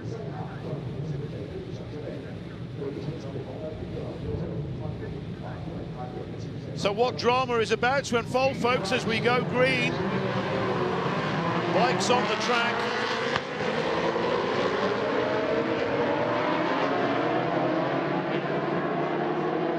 And you can see plenty of riders with brand new rears on the back. And it's Michael Rutter who takes them round Mandarin for the very first time. They'll have to wait, of course, until they come back round before we start timing them.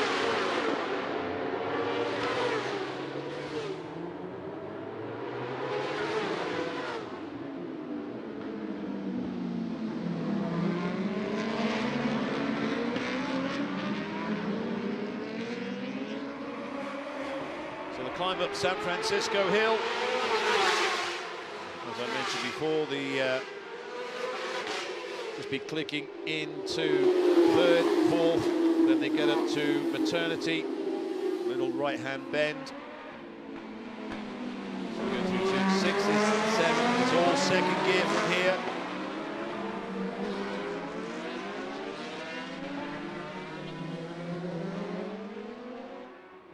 Teddy Yip, 2nd gear, turns 9, 10, 11.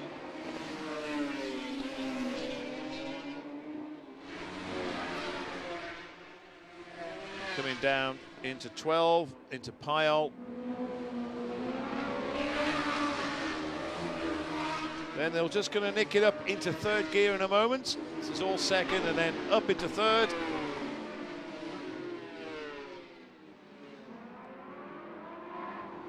And then into Police, and then the right-hand turn at Moorish. Lack of adhesion flags after the previous cars. Just you can see some of the markings there. But first into 2nd gear, all 2nd gear, coming around Donna Maria. And then into the Melco hairpin, 1st gear. That's turn 19, then turn 20. Out of the hairpin, then a little bit too close to the wall there, but yeah. 2nd, 3rd, 4th, 5th, 150 miles an hour. Then knock it back to 2nd gear for this turn into Fishman's. So here we go. Then just as they come out, hit 3rd, then 4th, then 5th. They're now 4th, into 3rd. Knock it up into 4th again, doing around 120, 130 miles an hour. Rutter still leading McCormack. Now the clock start ticking. So 5th gear, 6th gear. They're just there, knocking it back to 5th for Mandarin. And then back on the power, up into 6th. Fastest part of the circuit. This is where the speed trap is. Riding with Michael Rutter, and that's exactly what I was saying about the sun into Lisboa. Really tricky, really, really tricky. A really low sun that is setting even lower with each lap. They'll be happy once he gets around the buildings, but Lisboa certainly very tricky.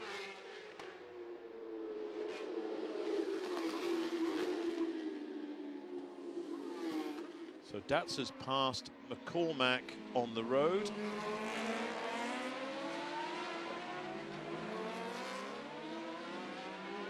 In fact, Dats has just put in on that 2nd sector up into maternity. In fact, he hasn't. Paul Jordan's just put the fastest sector time in. Datsa was 29.36, Jordan 29.35. Early days, of course, though. 40 minutes of this session still remaining.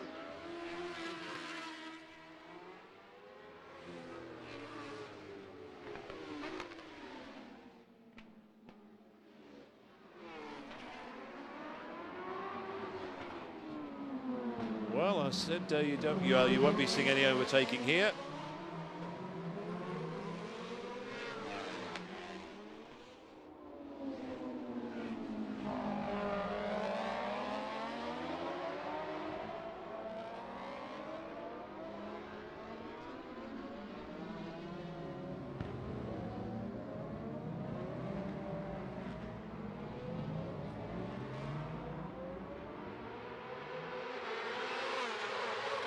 Brian McCormack fastest on sector 3, 33.0.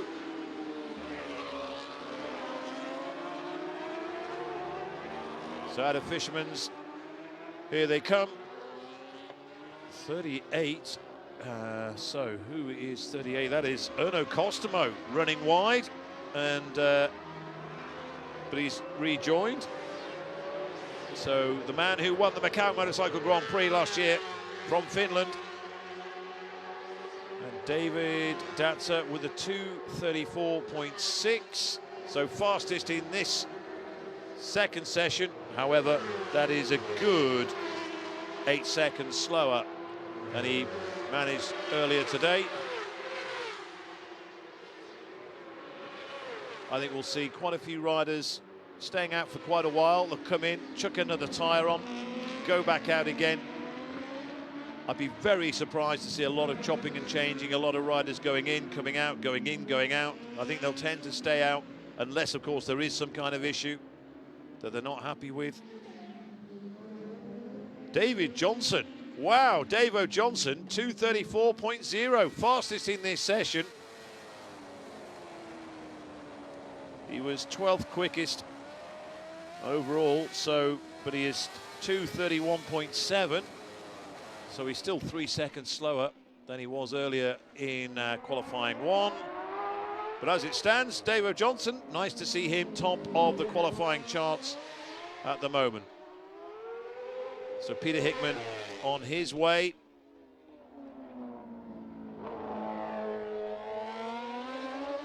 So it's Costomo, Todd and Hickman were the last, Todd and Hickman were the last to go out. Costomo's just completed his 2nd lap, but of course he ran wide. And I think that was at Lisboa. Just overshot again. He did that earlier in the session as well.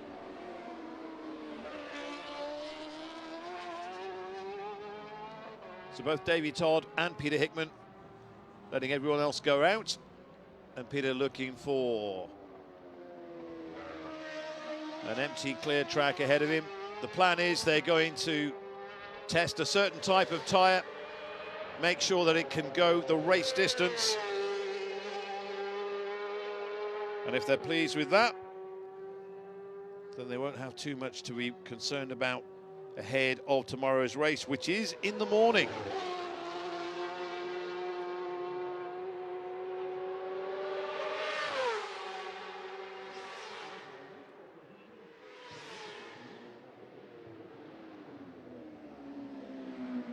Peter Hickman just putting his leg out. Now, the reason he does that is because the exhaust runs under the right peg and the peg gets really, really hot. And he says it's unbearably hot. And obviously at times, or the majority of the time, he has to keep his foot on that peg, and he says he can feel it burning into his boot. So coming into somewhere like Lisboa is an opportunity for him to cool his foot down for a moment. But now he'll be feeling not too much, but he'll be feeling the heat through there, making it a little bit more uncomfortable. He said he first experienced it at the Isle of Man TT this year. And he said that's the first time ever. And people say to him, oh, you looking for balance or whatever? He says, no, it's because my foot is so hot.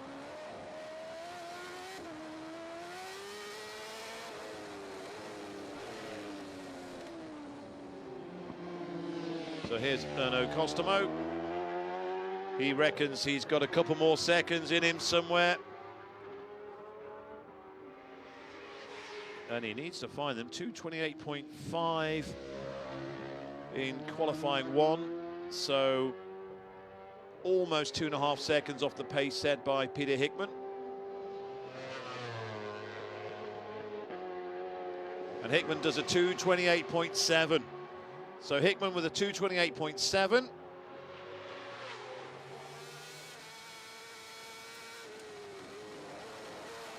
Just trying to see if anybody's gone quicker. Certainly none of the front runners. Costomo with a 2:29. Crow with a 2:29. Which is 2:29.4. No, so he does a 2:29.8. His 2:29.4 was this morning. So here goes Hickman across the line now. 2:28.7 was his best. He does a 2:26.4. 2:26.4, 0.3 of a second outside that he put in this morning. So that's the third fastest lap we've had at Macau on a motorcycle this week.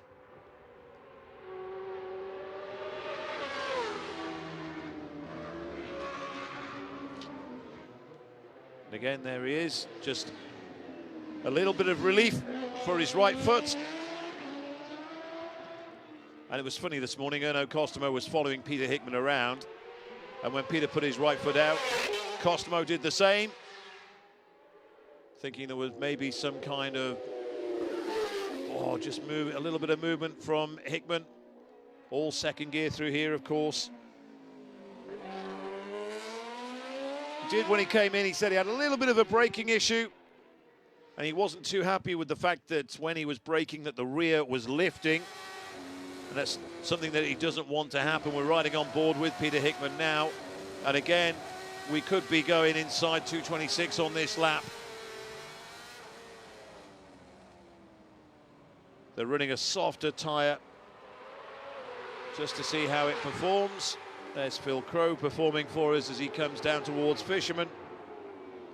But Hickman, the plan is checking that the softer tyre will go race distance.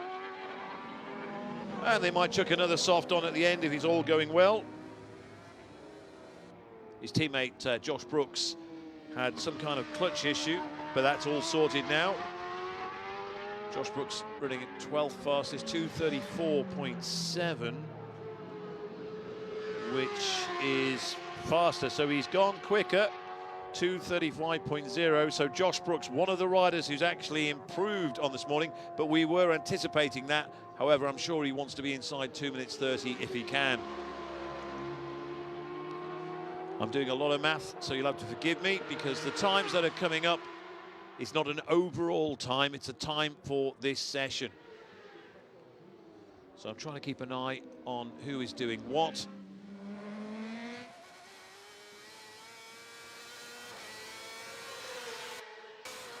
Michael Rutter, by the way, was much happier. Look at that low sun as well as we ride with Peter Hickman.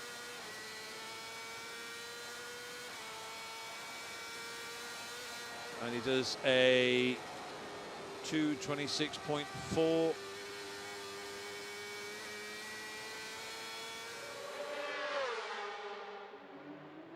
So in this session, the only rider to be inside 2:29. And he's doing oh no, change that. Oh, Michael Rutter with a 2:27.5. Whoa, Michael Rutter, 227.5. He's actually improved. Well, we suggested earlier that the likes of Rutter and Brooks should be improving, but my goodness me, I think Michael might surprise himself with that. He really didn't know how this was going to go. 227.5. So Michael Rutter, who was 5th, that now puts him up into provisional 4th place.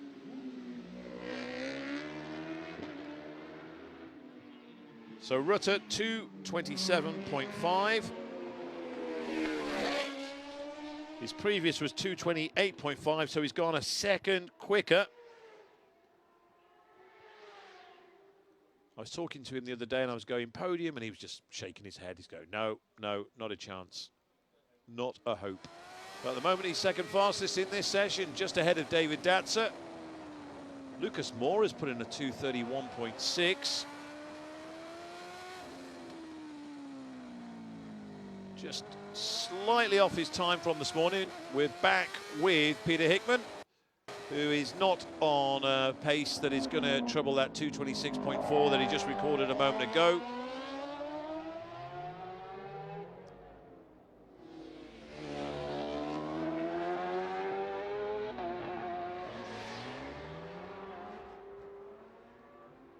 Erno Costamo coming in now, so his best in this session so far, 229.2. This time around he does a 228.3, so 228.3, 0.2 faster than he was this morning. So 228.3, however, he's still behind Rutter now. Rutter up to 4th. Costamo, despite going faster, still in 5th place. My apologies if I get my maths wrong. So here he is, Michael Rutter. Not on a hot pace this time around.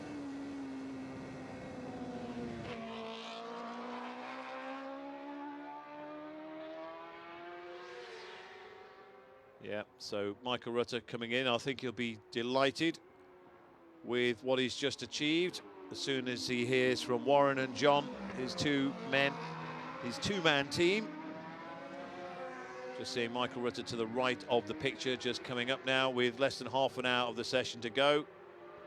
So I think it'll all be thumbs up in the FHO camp for Michael, going up to 4th, still on row 2, of course.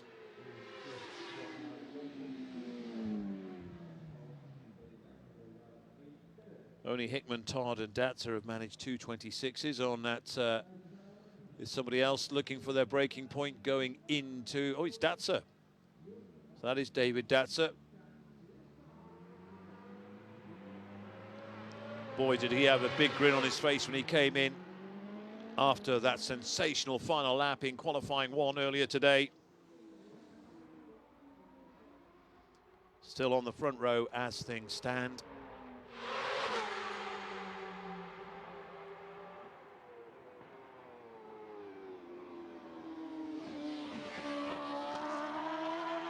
Phil Crow going good. 229.8 is his best in this session so far. Still not an improvement on his 229.4. What's he going to achieve this time?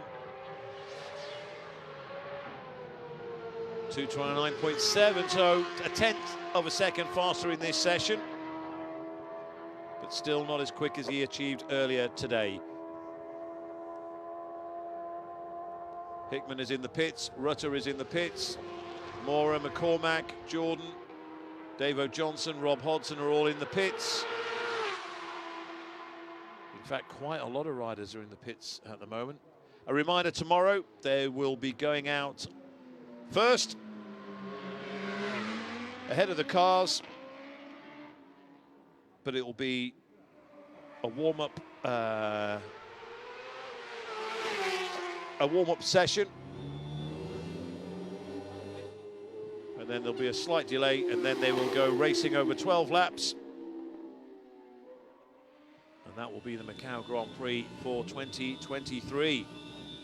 So here's some of the bikes just in at the moment. Timothy Monod, Camille Holland, Julian Trummer, 91, there's Peter Hickman.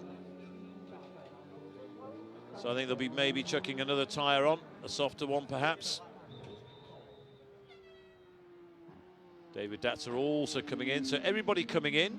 26 minutes on the clock at the moment. Who's out right now? Phil Crowe is still out. Joey Thompson.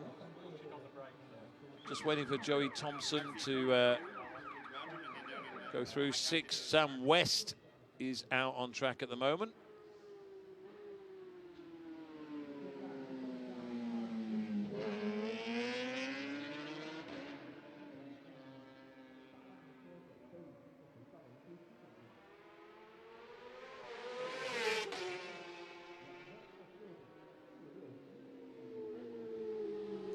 You can just see on the left of your screen there how many riders are in the pit. So yeah, David Johnson, Rob Hodgson have gone back out. I think Josh Brooks has just come back in as well.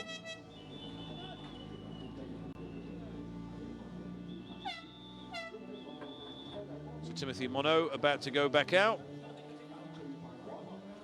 That's Datzer's machine just wheeled back as well. So Dominic Herbertson is down in 13th at the moment. He's gone out, as has teammate Davo Johnson, both of the Dapperbat Racing.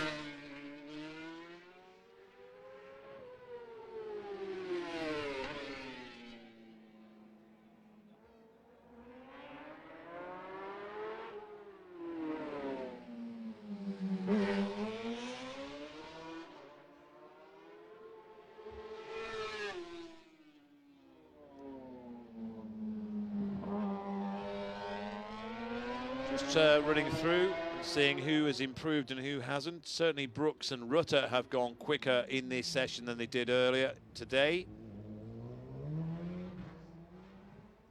I just wonder whether that sun has passed Lisboa a little bit and it's just making life just a little bit easier.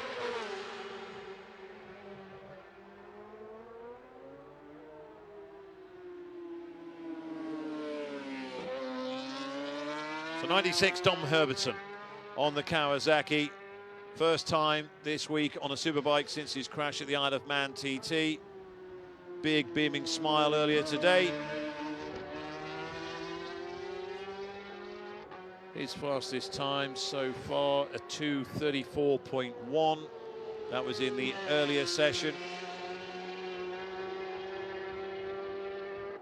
And he's a second slower so far, 2:35.1. But of course, he's just gone back out, so this lap will count.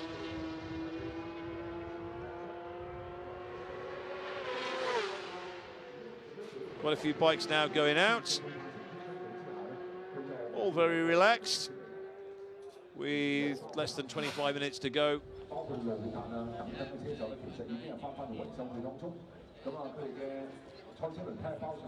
Those gusts of winds that the riders were experiencing earlier today, no longer an issue, just a light breeze around.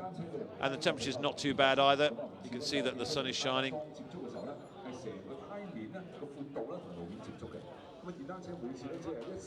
Nice shots of Olivier Lutberger's Kawasaki. And here is Nadia Schutz from the Netherlands on the Basomba Racing Yamaha.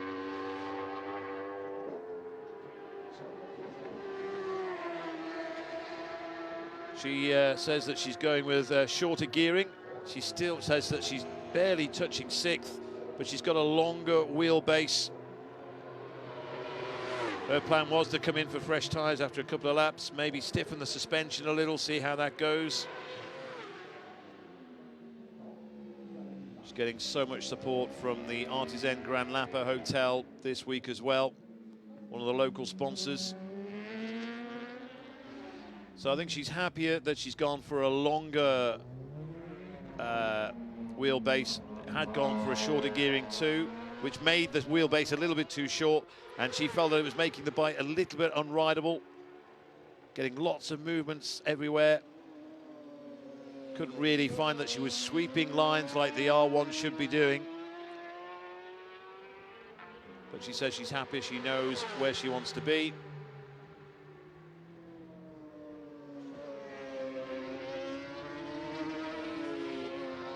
And she actually has gone quicker in this session as well, so she is 4/10 of a second faster this time around.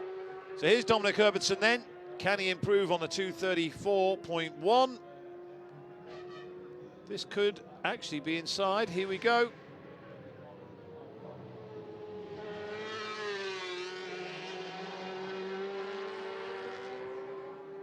Just waiting for that to click in, his transponder. So 2:35.1. In fact, yep, 2:35.1 again. So he is actually 0.04 of a second outside his best lap in this second session.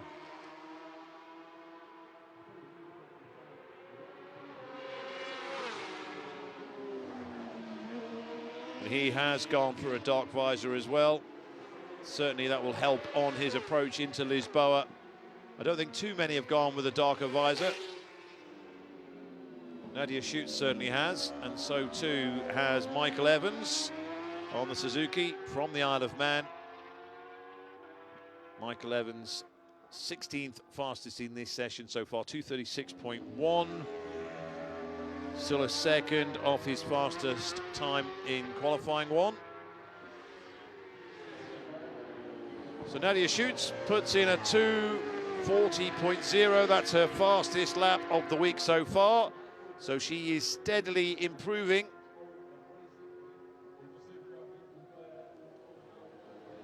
Good to see Mark Goodings out as well. He took a little tumble this morning.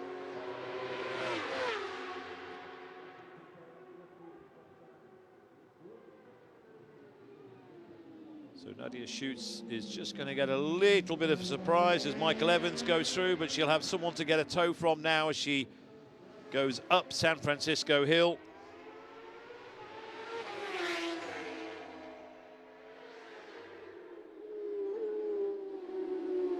Dutch woman really loves racing at Macau. Paul Williams is in. Davey Todd, who we've not seen anything of, really. He's managed 3 laps now. Either A, he has an issue, or B, he's really, really happy with the way things are. Maybe he's just saving it for the last 10 or so minutes of this second qualifying session at Macau.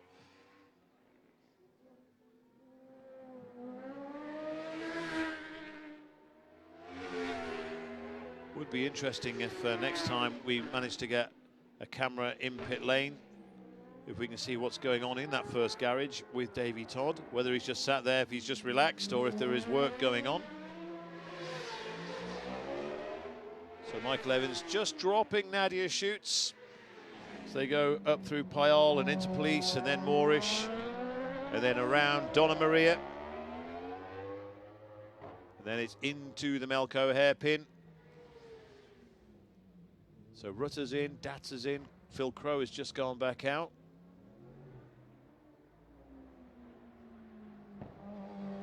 Peter Hickman out as well. I just wonder whether he has gone for a softer tyre. Still staying with Michael Evans, who's looking to improve. His best lap at 2:34.2. So he is one of the riders that has gone quicker in this second session. 2:34.2. And he does a 2:34.3 on that one, so a 1/10 of a second slower.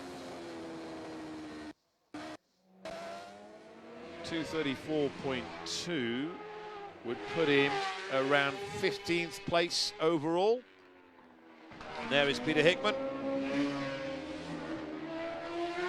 So Hickman with a couple of riders just ahead of him.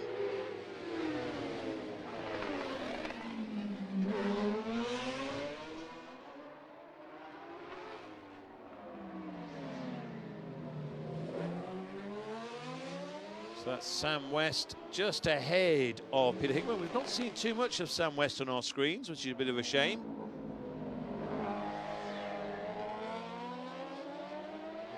Sam West 13th fastest so far in this second session.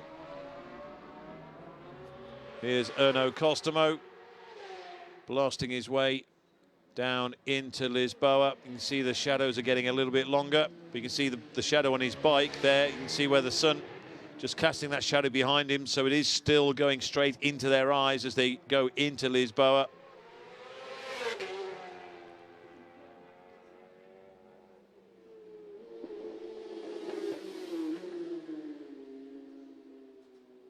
Costomo with a 2:28.0. Now, he has improved then, hasn't he? So that is half a second faster, but he did say he felt he had a second or two in him to improve upon, and it was there, and he's on a fast one this time around as well. So 2:28.0. But if he's going to get past Rutter, he's got to go inside 2:27.5.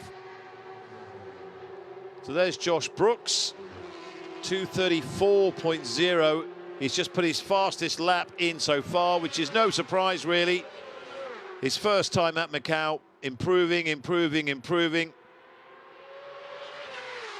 And it should be no surprise to see him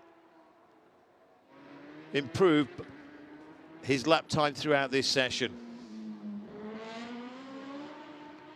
So the Australian, the two-time British Superbike champion, Peter Hickman with a fast sector, and a fast second sector as well.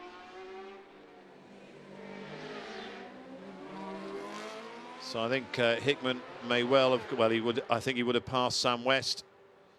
But we're just looking at Costomo so far. Costomo is putting in, I think, a time that will be inside 2:28.3, 2:28.0. He should be in the 27s with this one.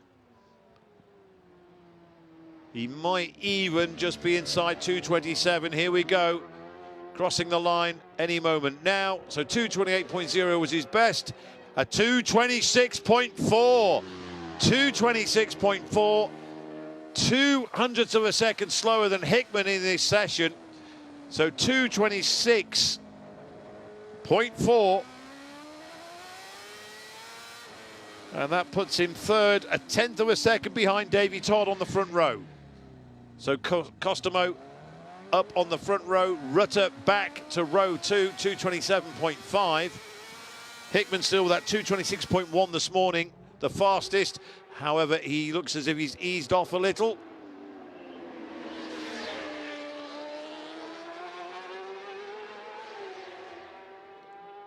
Taking it right out to the white line.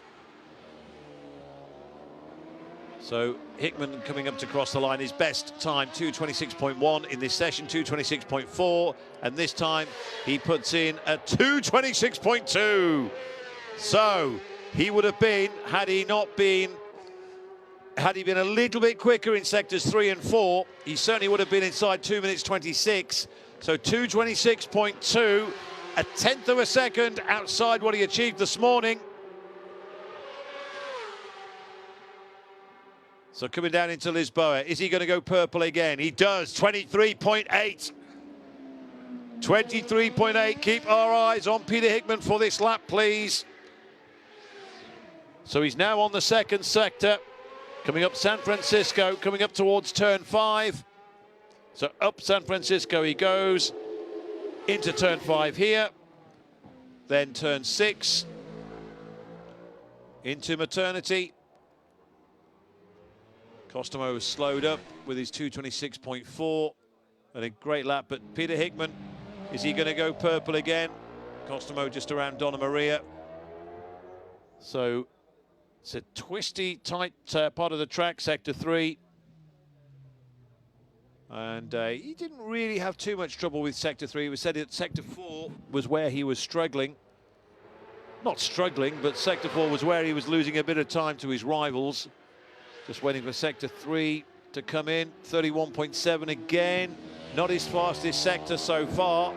However, he could still be inside 2:26 as things stand.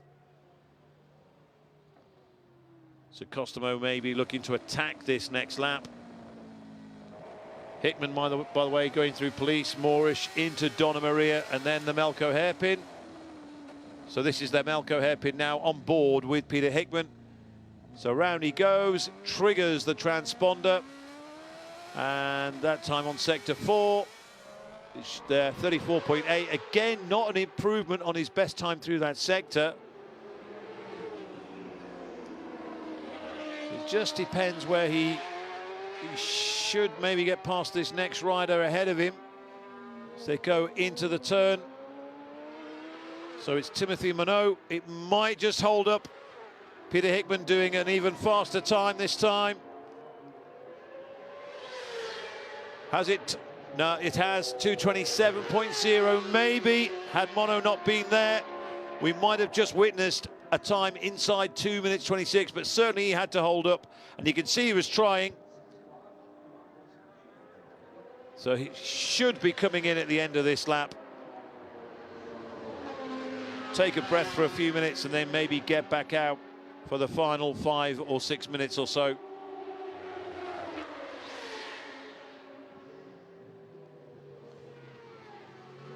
So Hickman, I'm going to try and run through this for you. And Hickman, of course, opting to go for the dark visor. Peter Hickman, son of David Hickman, and his mum Sue, who I'm sure will be at home watching. And he comes from good racing stock. His dad, Dave, a Manx Grand Prix winner. Did a little bit of Grand Prix racing as well at World Championship level. And who knows what Dave might have achieved had his career not been cut short by injury. But certainly Peter Hickman showing that there is talent in the Hickman gene.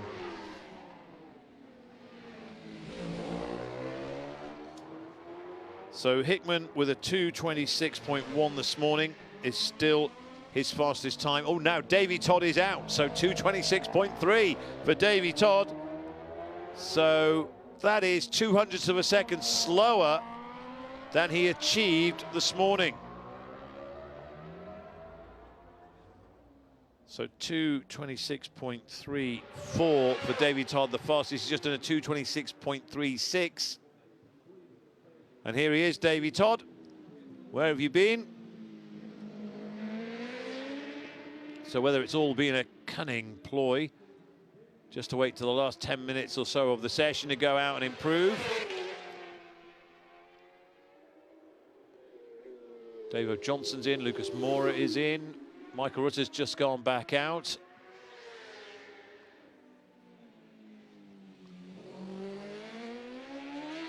Davy Todd improving again on that sector. His fastest second sector so far. Not the fastest sector as we've seen from Peter Hickman. Lovely style about this man, isn't it?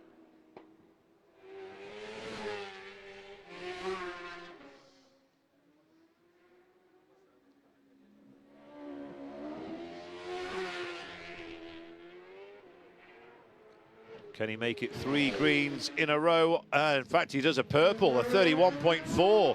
So Davy Todd, can he sneak pole position from Peter Hickman?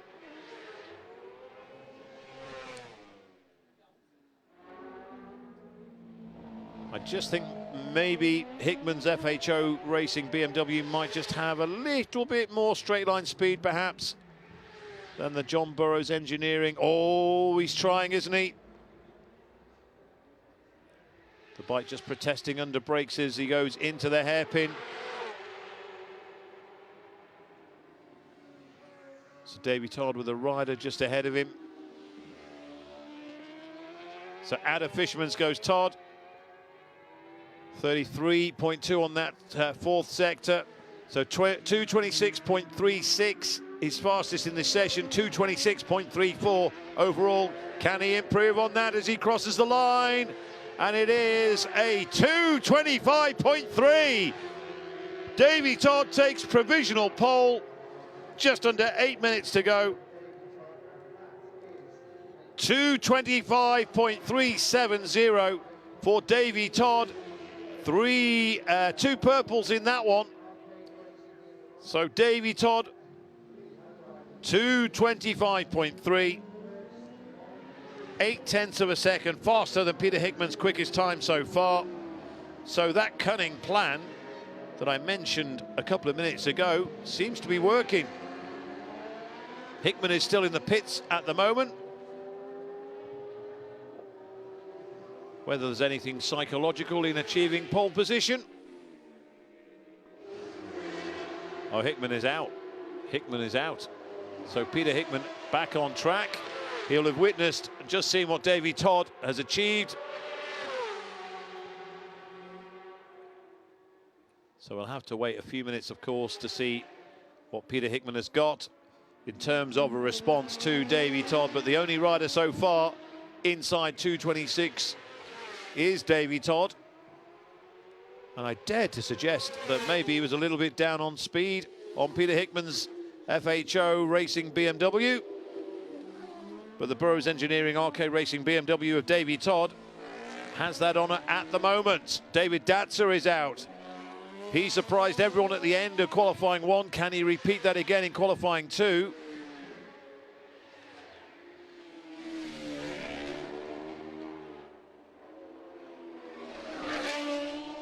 Datzer's just done a 2:27.0, which is his fastest of this session so far.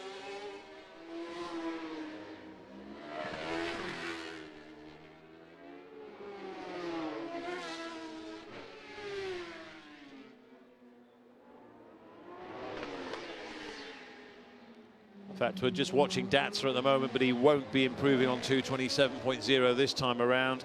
Still slower than he went this morning. I was going to try and find who had gone in faster for you. We certainly know Davy Todd has. Hickman hasn't. Datzer hasn't. Costomo has. He's now in the 2:26s, of course. A 2:26.4 is his fastest.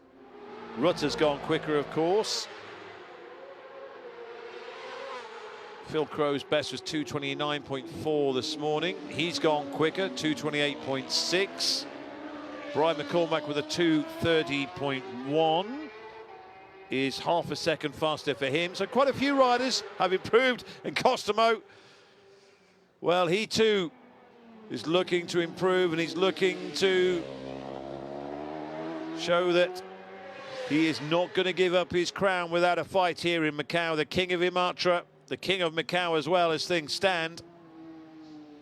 So 2:26.4. I don't think we'll see an improvement this time around. 2:27.1, so just under a second slower than his quickest in this session so far. That's his second fastest lap.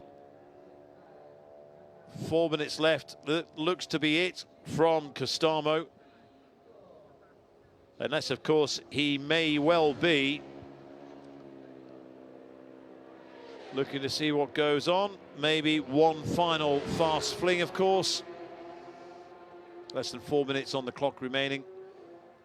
So he will be able to, unless he is going to come in at the end of this lap, make his way around. A big look up at the scoreboard, the big screen there for the fans at Lisboa, trying to pick up what information he can. Josh Brooks has just done a 2:32.4, so Josh Brooks is improving. No surprise there. Here's Camille Holland and Lucas Mora. Mora going up the inside of Holland as they come into Fisherman's.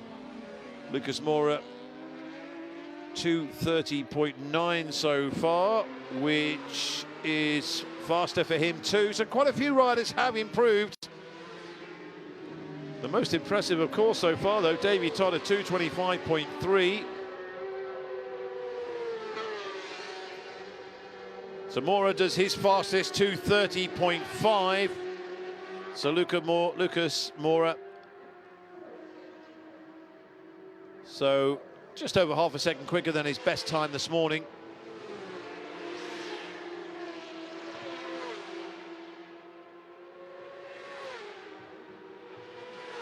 Datzer is in the pits, so is that it from him? Here's Davy Todd.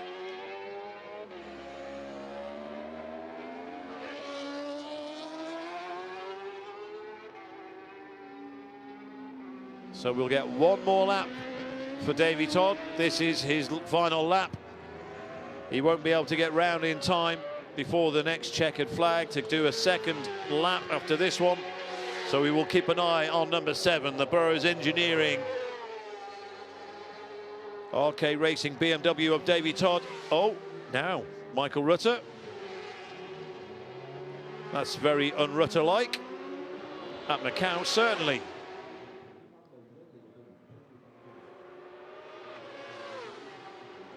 So Davy Todd into Lisboa. What's he got? A 24.6, so not as fast as his best time so far. That's about a second or so slower.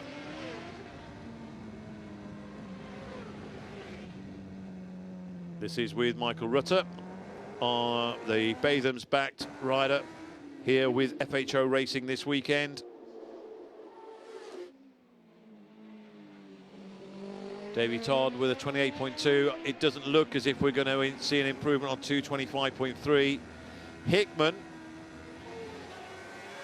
maybe 27.8 on that second sector. That's the run from Lisboa up to Maternity. But he needs some purples. And this will be Hickman's last lap as well. We have less than a minute to go.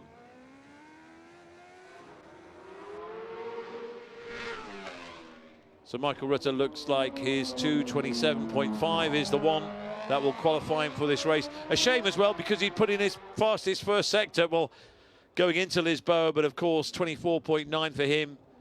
But the fact that he was putting in that fast time meant that he overshot. The fastest third sector for Peter Hickman, folks. Hang on. Hang on. Don't be putting down any times just yet. 226.2 is quickest in this session, and he puts in a fastest sector 4 so far. So Hickman, what has he got? Here he is out of Fisherman's. He's just got R-bend to come. 225.3 are the magic numbers set by Davy Todd, who's just done a 240.9. So 225.3. Hickman takes the checkered flag and does a 224.8. So he goes inside, he takes provisional pole. Peter Hickman inside 225. 224.8 for Peter Hickman. Wow. And that is as well, he was not nowhere near, but that first sector to Lisboa, that belonged to Davy Todd in this session. But Hickman, a 224.8 has to make him favourite for tomorrow morning's race, of course.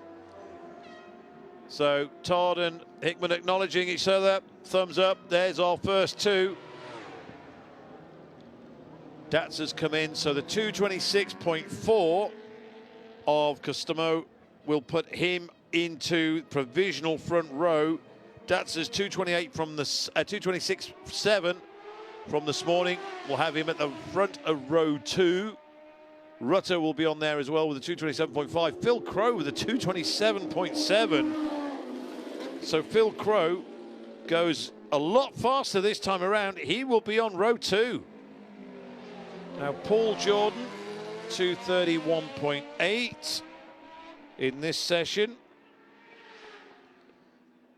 So almost 2 seconds slower. Paul Jordan with a 230.1. Well, now then, has McCormack pushed him out? No. So 230.12 for Paul Jordan. Rob Hodson with a 230.4. Just a couple of hundred slower than his best time this morning. Josh Brooks is worth keeping an eye on as well. 232.1 was his fastest.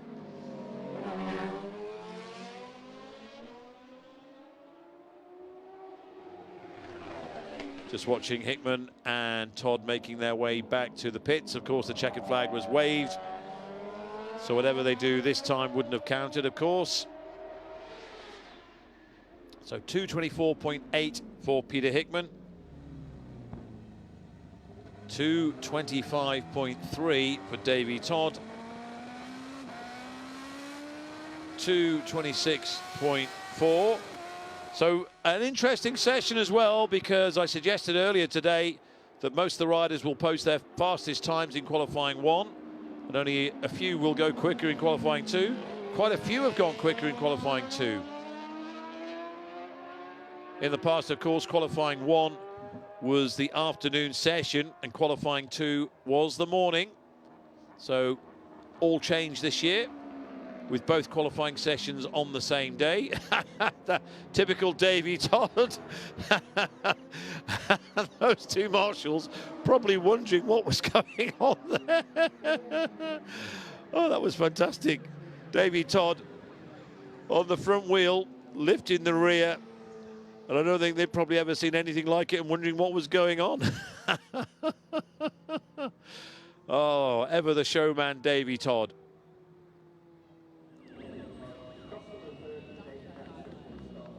So 224.8 for Peter Hickman, 225.3 for Todd, 226.4 for Costomo. Daz Jones congratulating Peter Hickman. Same with John Burrows and his man Davey Todd. So Datsa, as I said, he didn't improve. So 226.7 for Datsa, row 2. 227.5 for Rutter, puts him on row 2. I say Phil Crow with a 227. In fact, there we go. Yep, that's how they will line up. So Hickman, Todd, Costomo on row 1, Datsa, Rutter and Crow on row 2, McCormack, Hodson and Mora on row 3, Davo Johnson will head row 4. Alongside him will be Paul Jordan, and Josh Brooks is up to row 4. Julian Trummer, Michael Evans and Dominic Herbertson will be on row 5. And really, if you want to be in with a chance of winning the race, you have to be on the first 3 rows, of course, as we witnessed with Peter Hickman many years ago. But as it is, he will start in provisional pole. These are those overall results again. So Hickman, Todd, Costomo on the front row. Costomo, I think, will be very happy with that. But it does seem to be shaping up, if qualifying is anything to go by, into being Peter Hickman versus Davey Todd. Datsa didn't improve, Rutter did, Crow improved. Jordan was about the same.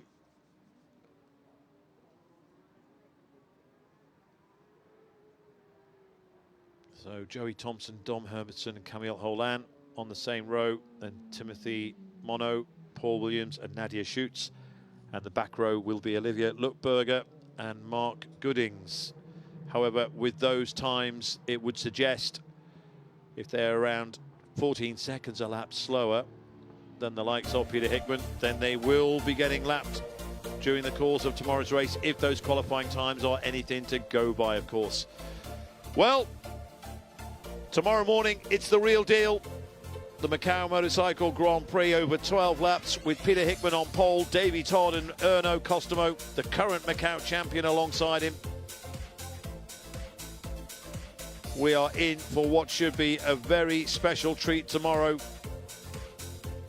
But it looks to be a bit of a heavyweight fight between Hickman and Todd. Can Costomo or Datsa get involved? Michael Rutter is too, also in there. But it does all look at the stars seem to be aligning between Peter Hickman and Davey Todd. We shall see. A sensational final lap here from Peter Hickman. So don't forget to join us tomorrow here from Macau. Thank you so much for your company. I'm Dave Moore, and I'll be with you tomorrow morning. But for now, it's goodbye.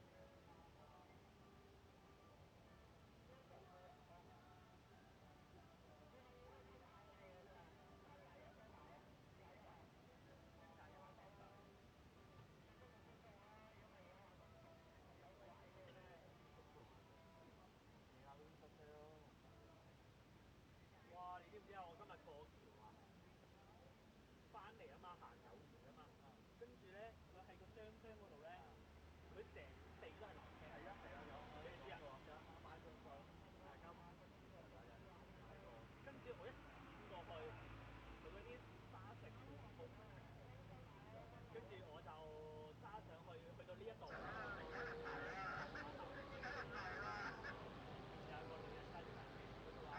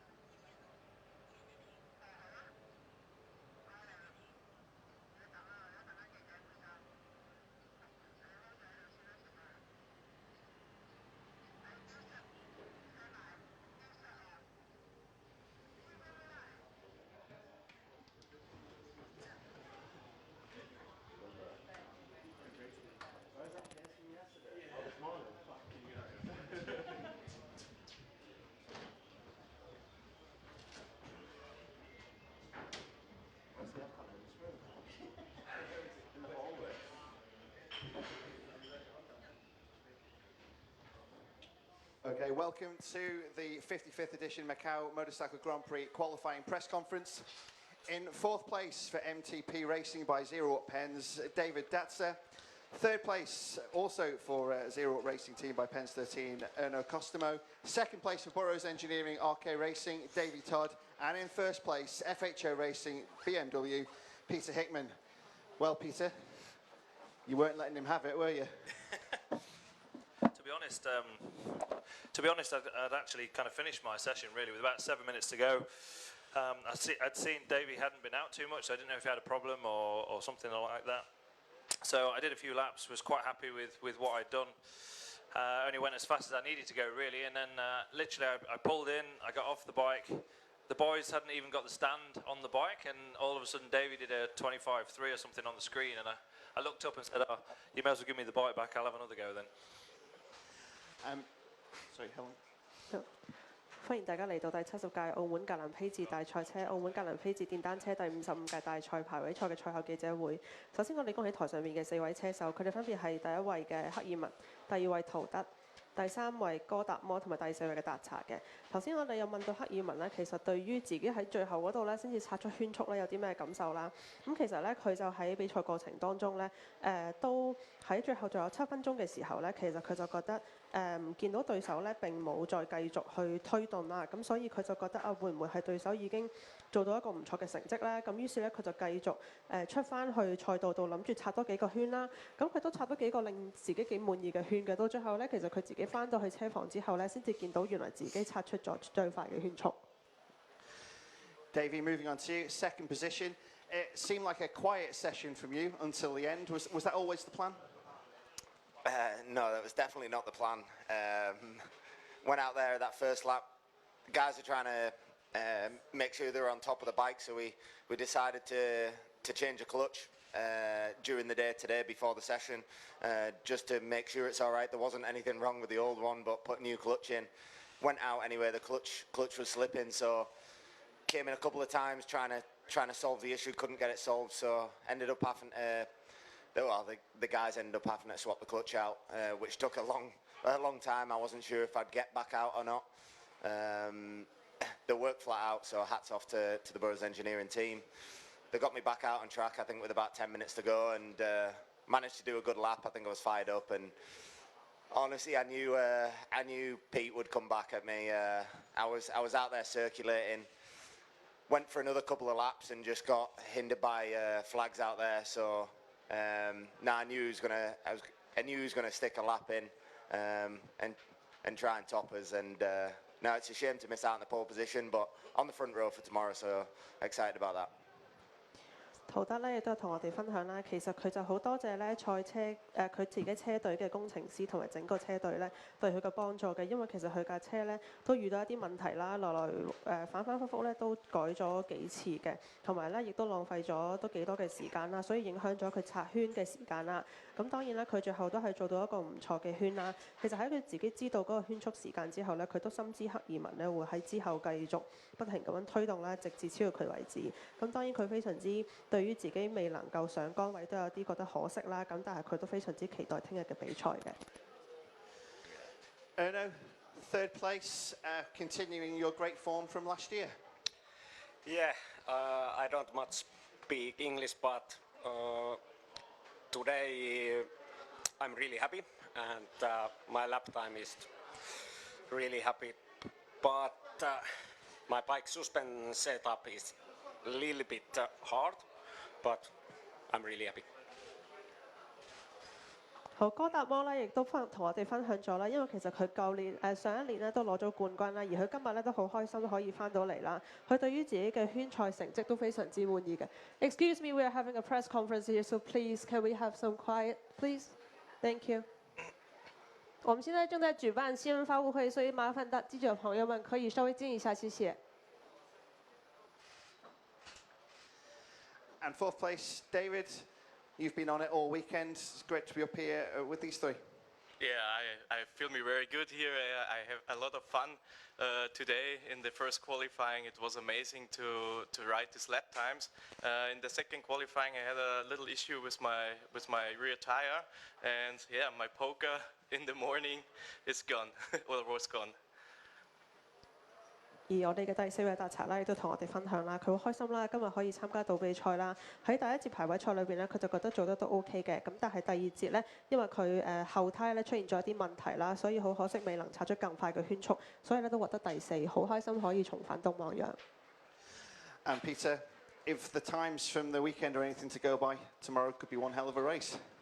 Excuse me. Yeah, times have been pretty fast to be fair, considering few of us haven't been here for a little while. I think I'm only about a second off my fastest ever lap round here. So the track's a little bit more bumpy than it has been in the past, from what I can feel. But yeah, I think the boys are not going to let any of us have it easy. So it looks like it should be a really good race. But I'm really happy with my bike. The FHO racing team's done a fantastic job, and just a big thanks to them, and obviously Faye for bringing us out here. And it's her home race, so for us to be on the front row, it's a good position to start in, and pressure will be on tomorrow.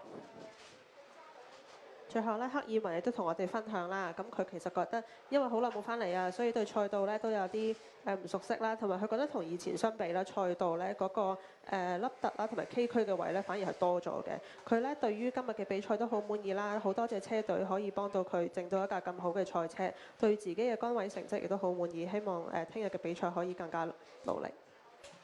Okay, and we can open any questions from the floor. 依家我哋可以開放俾各位記者朋友問問題嘅。Okay, with that, if you could just stand up for our photographers to take a picture of you four, and then you'll be free to go.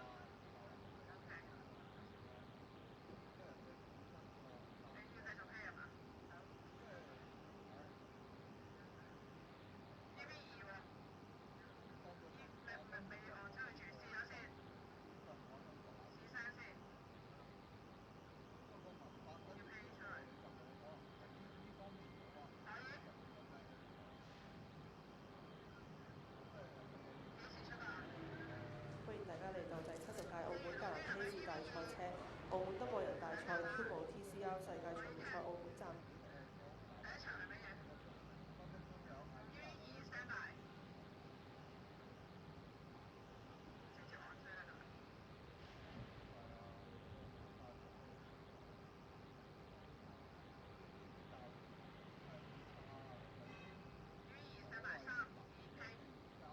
歡迎大家嚟到第70屆澳門格蘭披治大賽車澳門中國人大賽超模 TCR 世界巡迴賽澳門站排位賽嘅賽後記者會。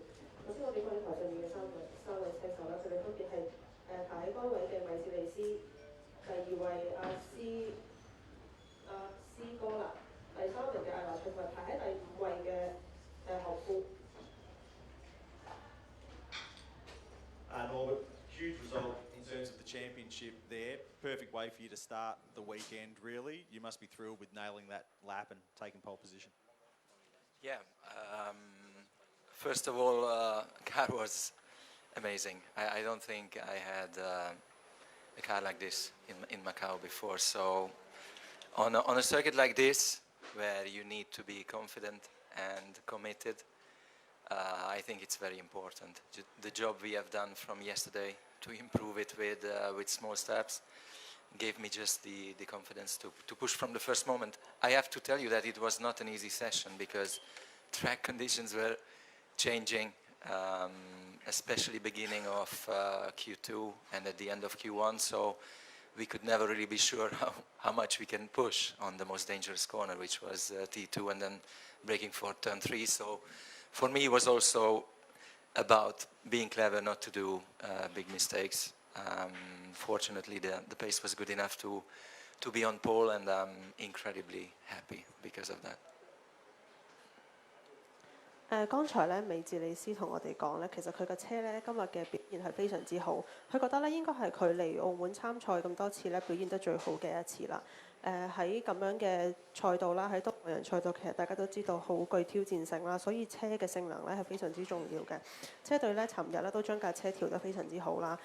喺 Q1 嘅尾段同埋喺 Q2 咧，其實佢因為比賽都有各種唔同嘅變化啦，所以其實佢都唔係好知自己架車嘅可以去到幾盡嘅。但係咧佢就盡量保持住唔好犯任何嘅錯誤啦。佢好開心可以喺比賽過程當中咧完成到一個比較好嘅步伐，可以攞到杆位。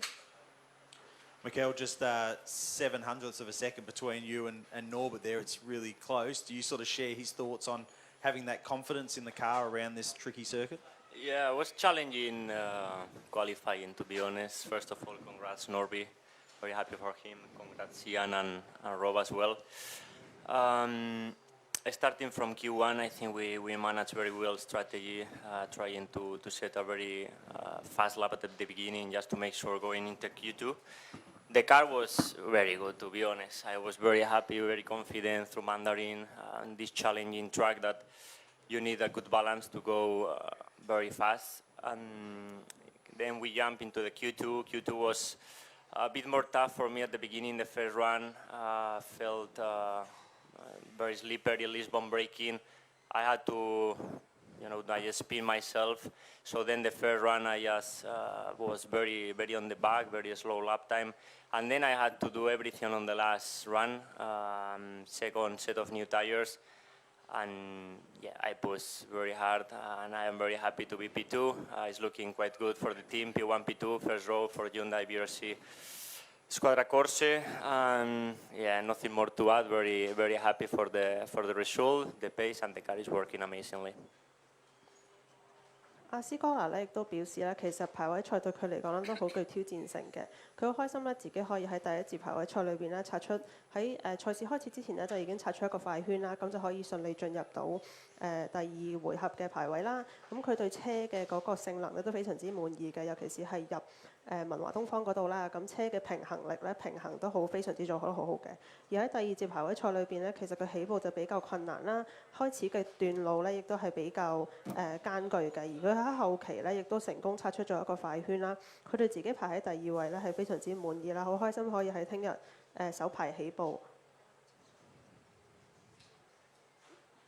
Jan, for yourself, obviously a strong starting position is pretty handy in the championship battle as well. Are you happy with third today or not happy? How do you feel after that session? Oh, first of all, hello everyone. Congrats to you guys. Now before the pole and to Rob as well. We are there in the front to provide a good show till the end. For ourselves, to be honest, I'm happy about the quali. I could have done nothing more than this. To be honest, with the 40 kilo I'm carrying, we lose a lot of.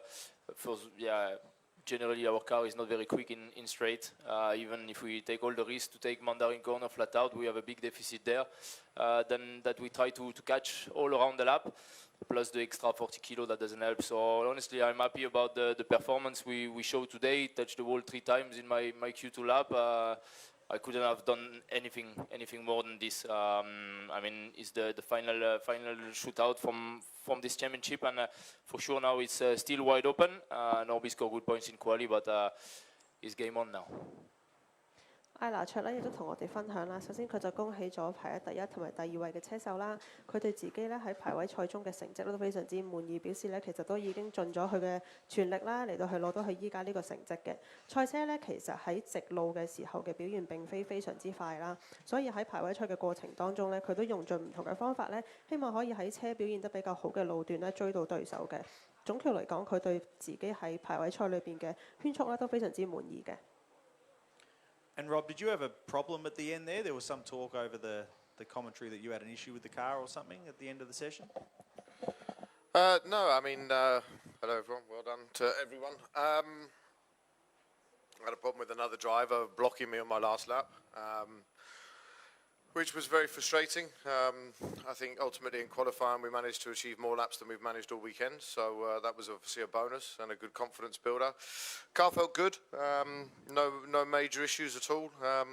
Yeah, just struggled to get let's say, the perfect lap in. And yeah, obviously I'm not happy. I think 5th is probably my worst qualifying in Macau for the last 10 years or so. But yeah, ultimately it's still all to play for. We're in the middle of both races. These guys on the front row ahead, so you never know what can happen. 剛剛侯虎咧亦都同我哋講到啦，其實佢喺排位賽最後擦圈嘅時候咧，都受到對手嘅一啲阻滯啦，所以未能夠咧做得非常之好。但喺排位賽裏邊咧，佢就話都比想象當中咧擦出多圈嘅。雖然咧未能夠做到一個最完美嘅圈速啦，咁但係始終賽事都依然喺排位賽階段啦，未來亦都有好多嘢可以繼續推動嘅，咁所以佢就好期待之後落嚟嘅比賽。Do we have any questions from the journalists in the room? No? All right, thank you guys. We'll be back after the race tomorrow.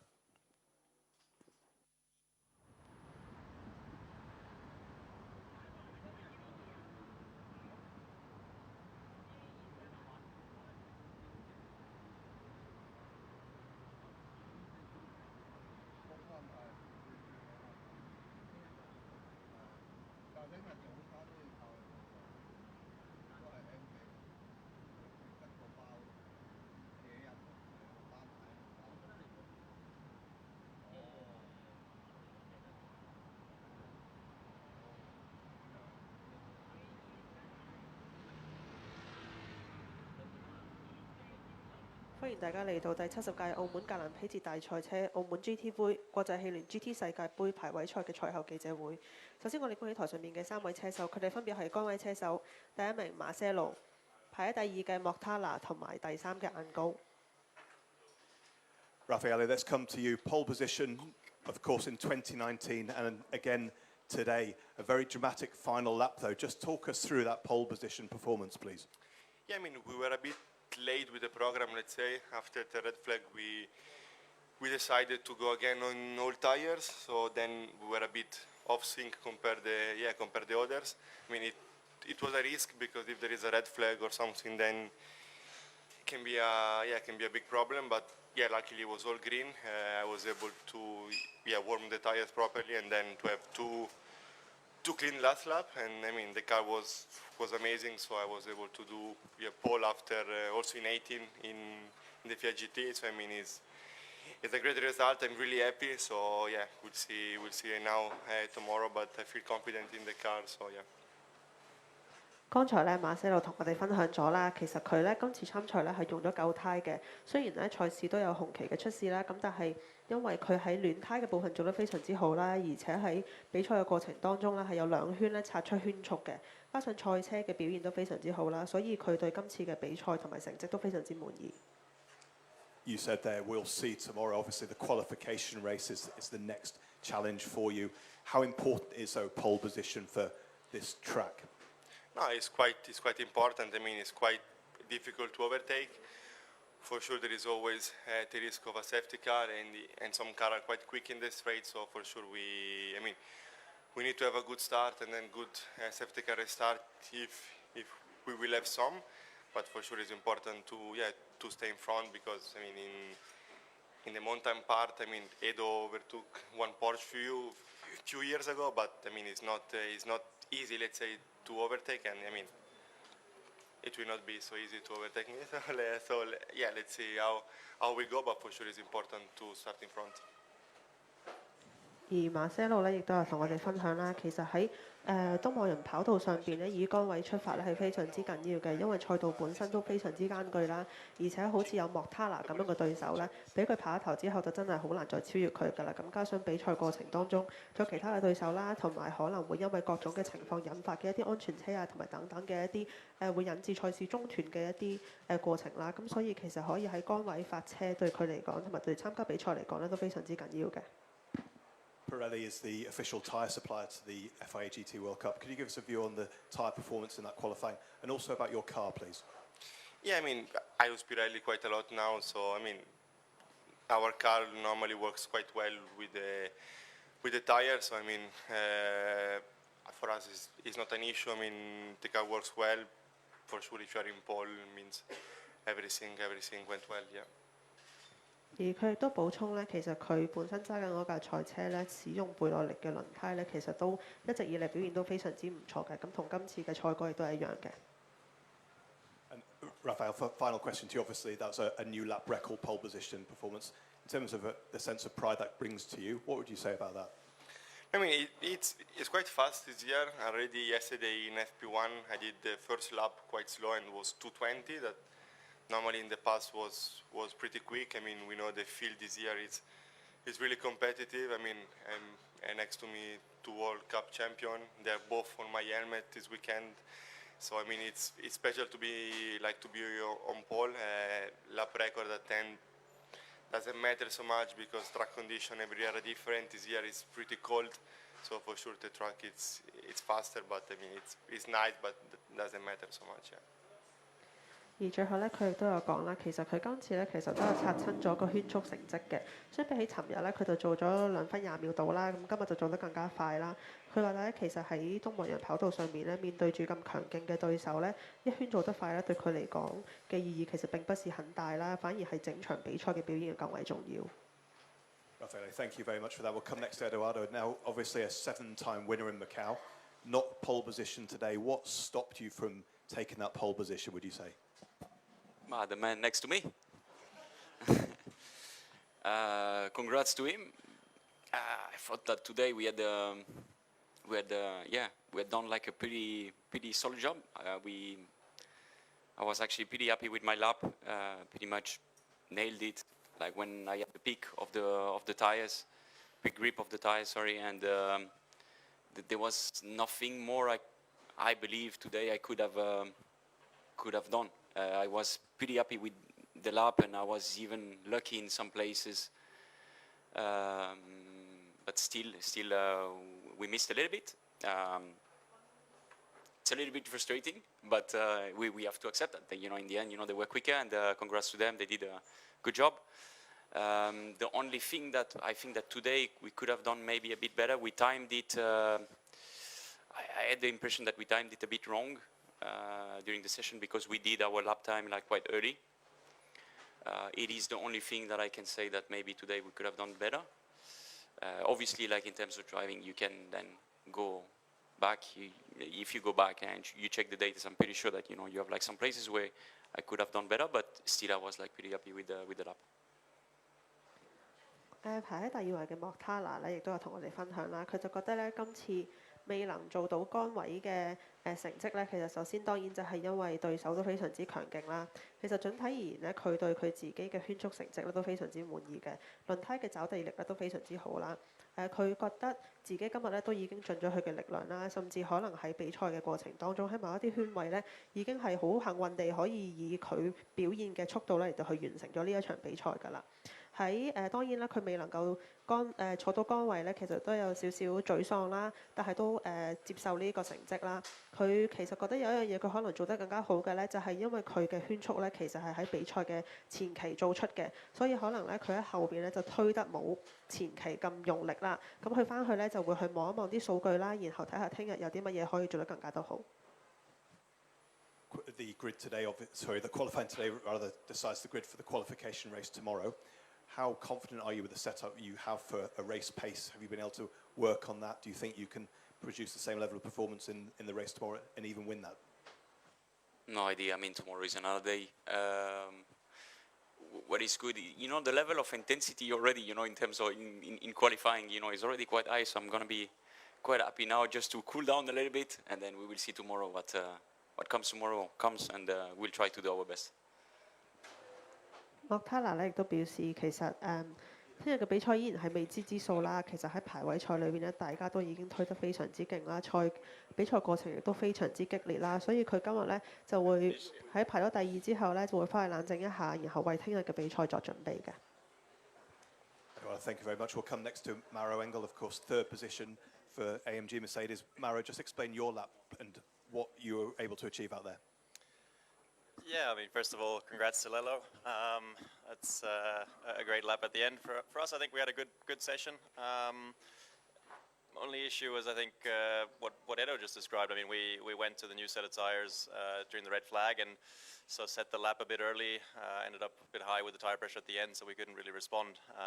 In the end, I think what Lello did was probably the quickest, but obviously it's a risk and reward question. If there is another red flag, then obviously the picture is different. But overall, the car was handling really well, and I think the only thing on our side again, which we could have done a bit better, or which could have gone better, was the timing in the end.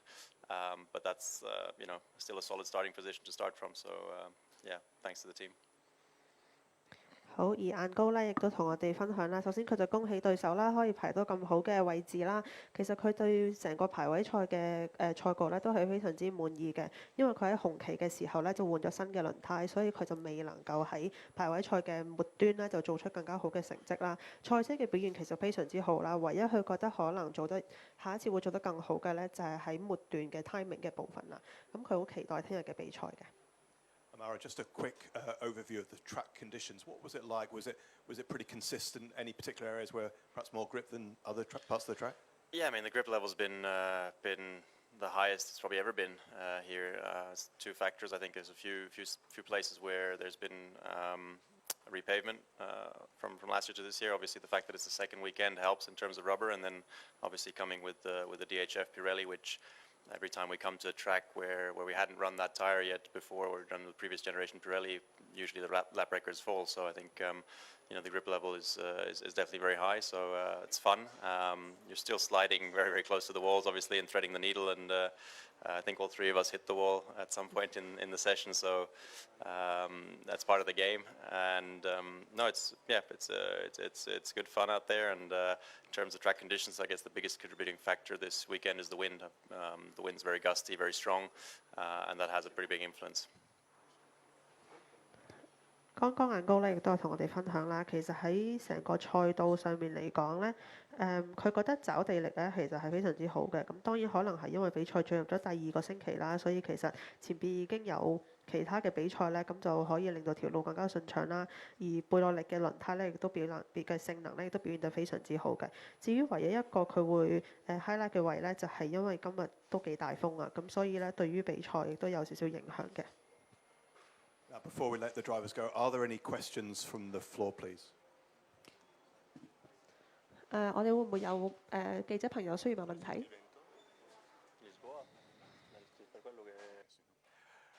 If that's no questions, gentlemen, congratulations on your performances today. Best of luck for the qualification race tomorrow, and we'll see you then. Thank you again. Bye-bye. And can we stay for a photo opportunity, please?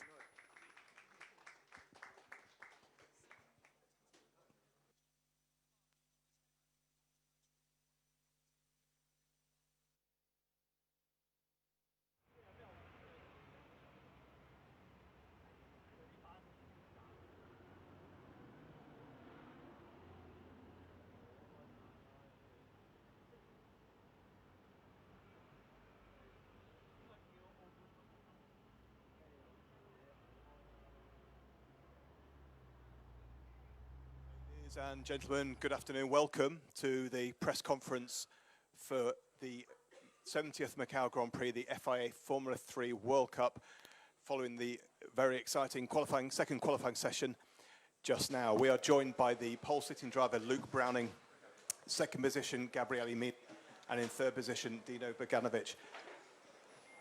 歡迎大家嚟到第70屆澳門格蘭披治大賽車澳門格蘭披治3級方程式大賽國際汽聯3級方程式世界盃排位賽2嘅賽後記者會。首先我哋恭喜台上面嘅3位車手，佢哋分別係第1名嘅布朗寧、第2名嘅米利同埋第3名嘅貝加路域。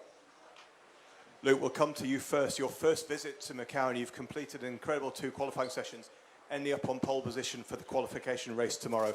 That's a sensational effort. What are you feeling right now? Well, elation. Yeah, of course. My first time at Macau is incredibly special. In fact, I think I've lost my voice shouting on the in-lap. Yeah, I mean, the guys at High Tech GP have done a brilliant job. I mean, the car was absolutely on fire.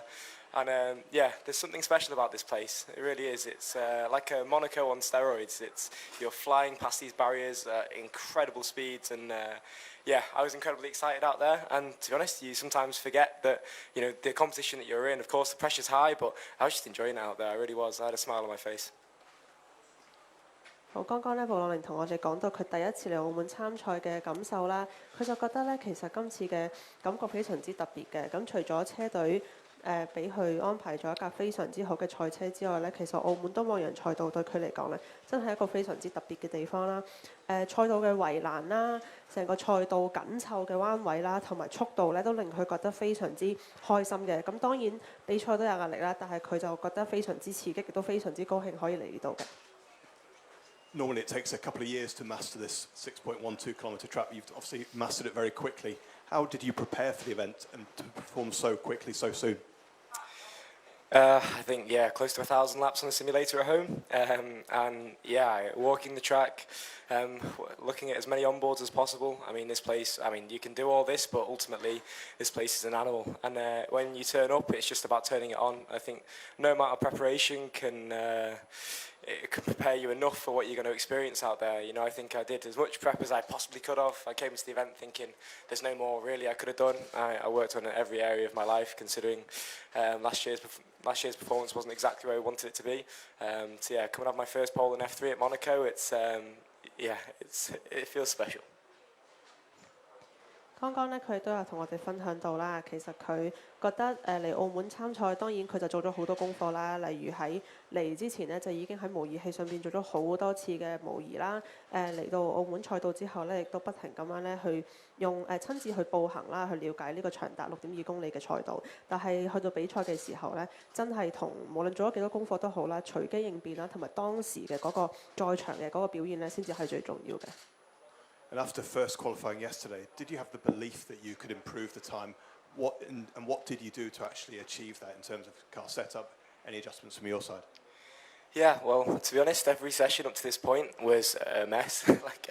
We had DRS not working in the first qualifying, and we didn't use the second set of tyres. We were still running on the same ones as FP, so we knew we were going to be in a good place coming into qualifying, and we thought we were almost sandbagging before it. And yeah, luckily we pulled it together in Q2. But yeah, I was just trying to build up slowly by slowly, and you can't attack this place. You just got to build up to it and massage yourself in. But it's yeah. Of course, an F3 car around here is amazing, and looking back at the past people that have had pole positions and wins around here, it's an absolute bucket list dream for me. 而佢頭先咧亦都有同我哋講咧，其實每一次喺東望洋跑道上邊作賽咧，都有一個全新嘅感受嘅。佢每一次咧都會遇到少少問題啦，例如喺 Q1 嘅時候咧，佢個 DRS 就唔係好 work 啦。而佢依家用一個胎咧，其實同佢自由練習時候用嘅咧係同一套嚟嘅。喺澳門東望洋賽道咧，其實要不停咁樣盲目地進攻，其實係唔得嘅，一定要慢慢逐啲咁樣提升自己嘅圈速啦，然後攞到好成績嘅。Let's come next to Gabriele Mini. Of course, Gabriele, you're the man yesterday, fastest in both free practice and in qualifying. Not quite pole position today, but still sensational in your debut here in Macau. What would you say about your lap time today? Well, yeah, yesterday was a very good day, topping both FP and Quali 1. The team has done an amazing job. We have had, like Luke said, a lot of prep also in the simulator. So we arrived here quite well prepared. In the end, we showed great speed straight from the first laps. Disappointed, of course, not to have taken pole since he was also by 100. But of course, Luke did a really mega job. So congratulations to him, of course.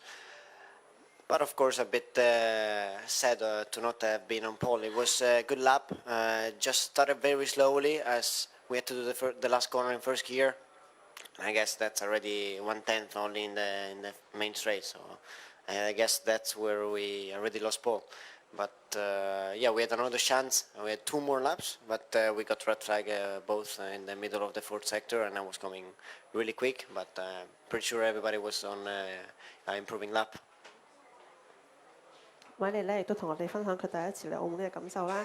佢就話其實喺尋日嘅表現咧，佢覺得都做得幾好啦。因為尋日佢都攞到幾個第一啦，喺自由練習同埋第一節嘅排位賽裏邊。咁車隊咧亦都好幫到手啦，而佢自己咧亦都喺模擬器上邊咧做到好多嘅練習嘅。喺一開始嘅時候咧，其實佢喺前面嘅賽段都做得佢覺得速度都做得唔錯啦。雖然冇得喺崗位出發咧，但其實整體嚟講都唔錯嘅。佢喺紅旗之前咧，其實都有少少時間做到啲圈速嘅，咁但係好可惜，紅旗打斷之後咧，就未能夠可以喺賽段嘅最後嗰度咧作出一啲更加快嘅圈速，所以咧就排咗喺第2啦。And Gabriele, you've obviously had some good results on street tracks this year. Does that give you a lot of confidence going into the qualification race tomorrow, knowing that you can deliver in these situations? Well, yeah, this year already we had a street circuit in Monaco. It went pretty well. But of course, Macau, it's a much tougher track than that. Said it's a bit like Monaco, but 3 times harder and much longer, of course. There are many more places where you can do a mistake and just end up in the wall. So we know it's not going to be an easy race, but of course we will give our best and then see how it goes. 米尼咧亦都同我哋分享咗，其實佢今年咧喺摩納哥嘅賽道上邊咧都做到唔錯嘅成績，所以其實街道賽對佢嚟講咧並非太陌生啦。咁但係澳門東望洋賽道對佢個人嚟講咧，其實佢就覺得更加難啦，同埋更加長啦，同埋更加不容許犯任何嘅錯誤，所以佢決定咧喺聽日嘅比賽當中咧就會繼續努力啦，希望自己可以攞到更加好嘅成績。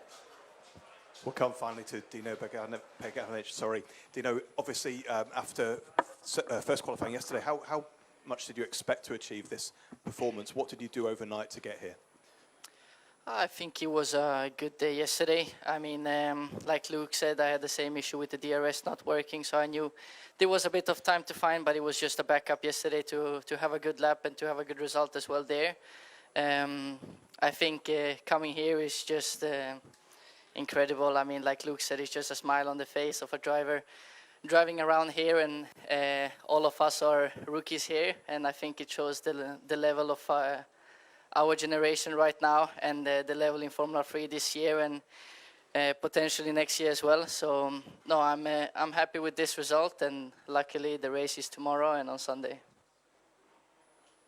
喺第3嘅貝加盧域咧都有同我哋分享，其實佢嘅賽車咧喺尋日咧都有啲DRS 嘅問題啦，咁但係佢就覺得其實可以嚟到澳門參賽已經係覺得非常之開心啦，同埋可以同咁多速度咁快嘅對手一齊去比賽咧，足以可以顯示到其實今屆佢哋嘅對手啦，同埋佢哋依家3級方程式嘅嗰個水準咧都非常之高嘅，佢對自己嘅成績咧都係幾滿意嘅。And Dino, I gather you've got a bit of a famous mentor here, someone that's been giving you some advice, the 1992 winner of the Macau Grand Prix, Ricard Rydell, of course. What's Ricard been explaining to you about the track, and how has he helped you to prepare for this moment?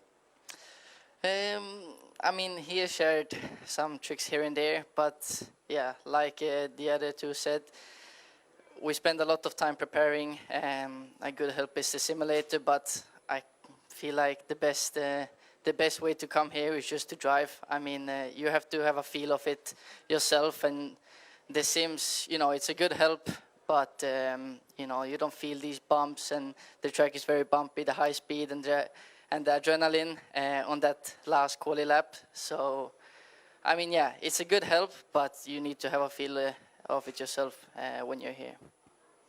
貝加盧嘅咧都同我哋講，其實咧喺賽前咧都有其他曾經奪冠嘅車手咧，有俾一啲 tips 佢啦。咁但係其實佢覺得無論係比賽之前做咗幾多準備，喺模擬器上面做咗幾多個練習咧，都同上場嘅感覺咧真係好唔同啦。澳門嘅東望洋賽道真係需要車手自己去感受賽道嘅所有嘅彎位啦、佢嘅速度啦，同埋去道路有邊一啲位係凸起啦，邊一啲位係凹咗落去啦，因為始終都係街道賽啦。咁所以咧，其實佢覺得tips 固然之係非常之好啦，但係真係自己落場鬥先至係最重要嘅。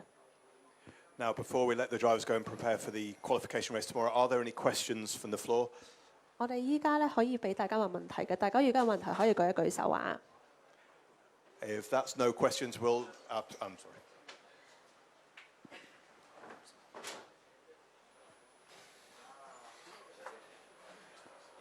Hi guys, Michael McClure from Peter Series here. Last time F3 came here, Yuri Vips took pole position, and much the same way as you did today, Luke. How much have you been able to use that knowledge and data from him and from the team as well to execute this result today? Yeah, of course, it definitely helps knowing that and seeing the data of last year's pole position. But I mean, every time you come here, I think we're quite a lot slower than they were then. So, and the track here changes so much. You've got street cars going around in between the races, in between the days, and yeah, we turned up to the FP2 today, and it was very slippy. But all the drives. I mean, the standard out there is just echoing what Dino said, is incredibly high. And yeah, having previous champions come back, previous double Macau winners, it really shows the standard of the grid. And yeah, F3 next year is going to be exciting, and yeah, hopefully Macau will too. Any further questions? Otherwise, gentlemen, congratulations on your achievement this afternoon, and good luck for the qualification race tomorrow. Thank you very much for joining us.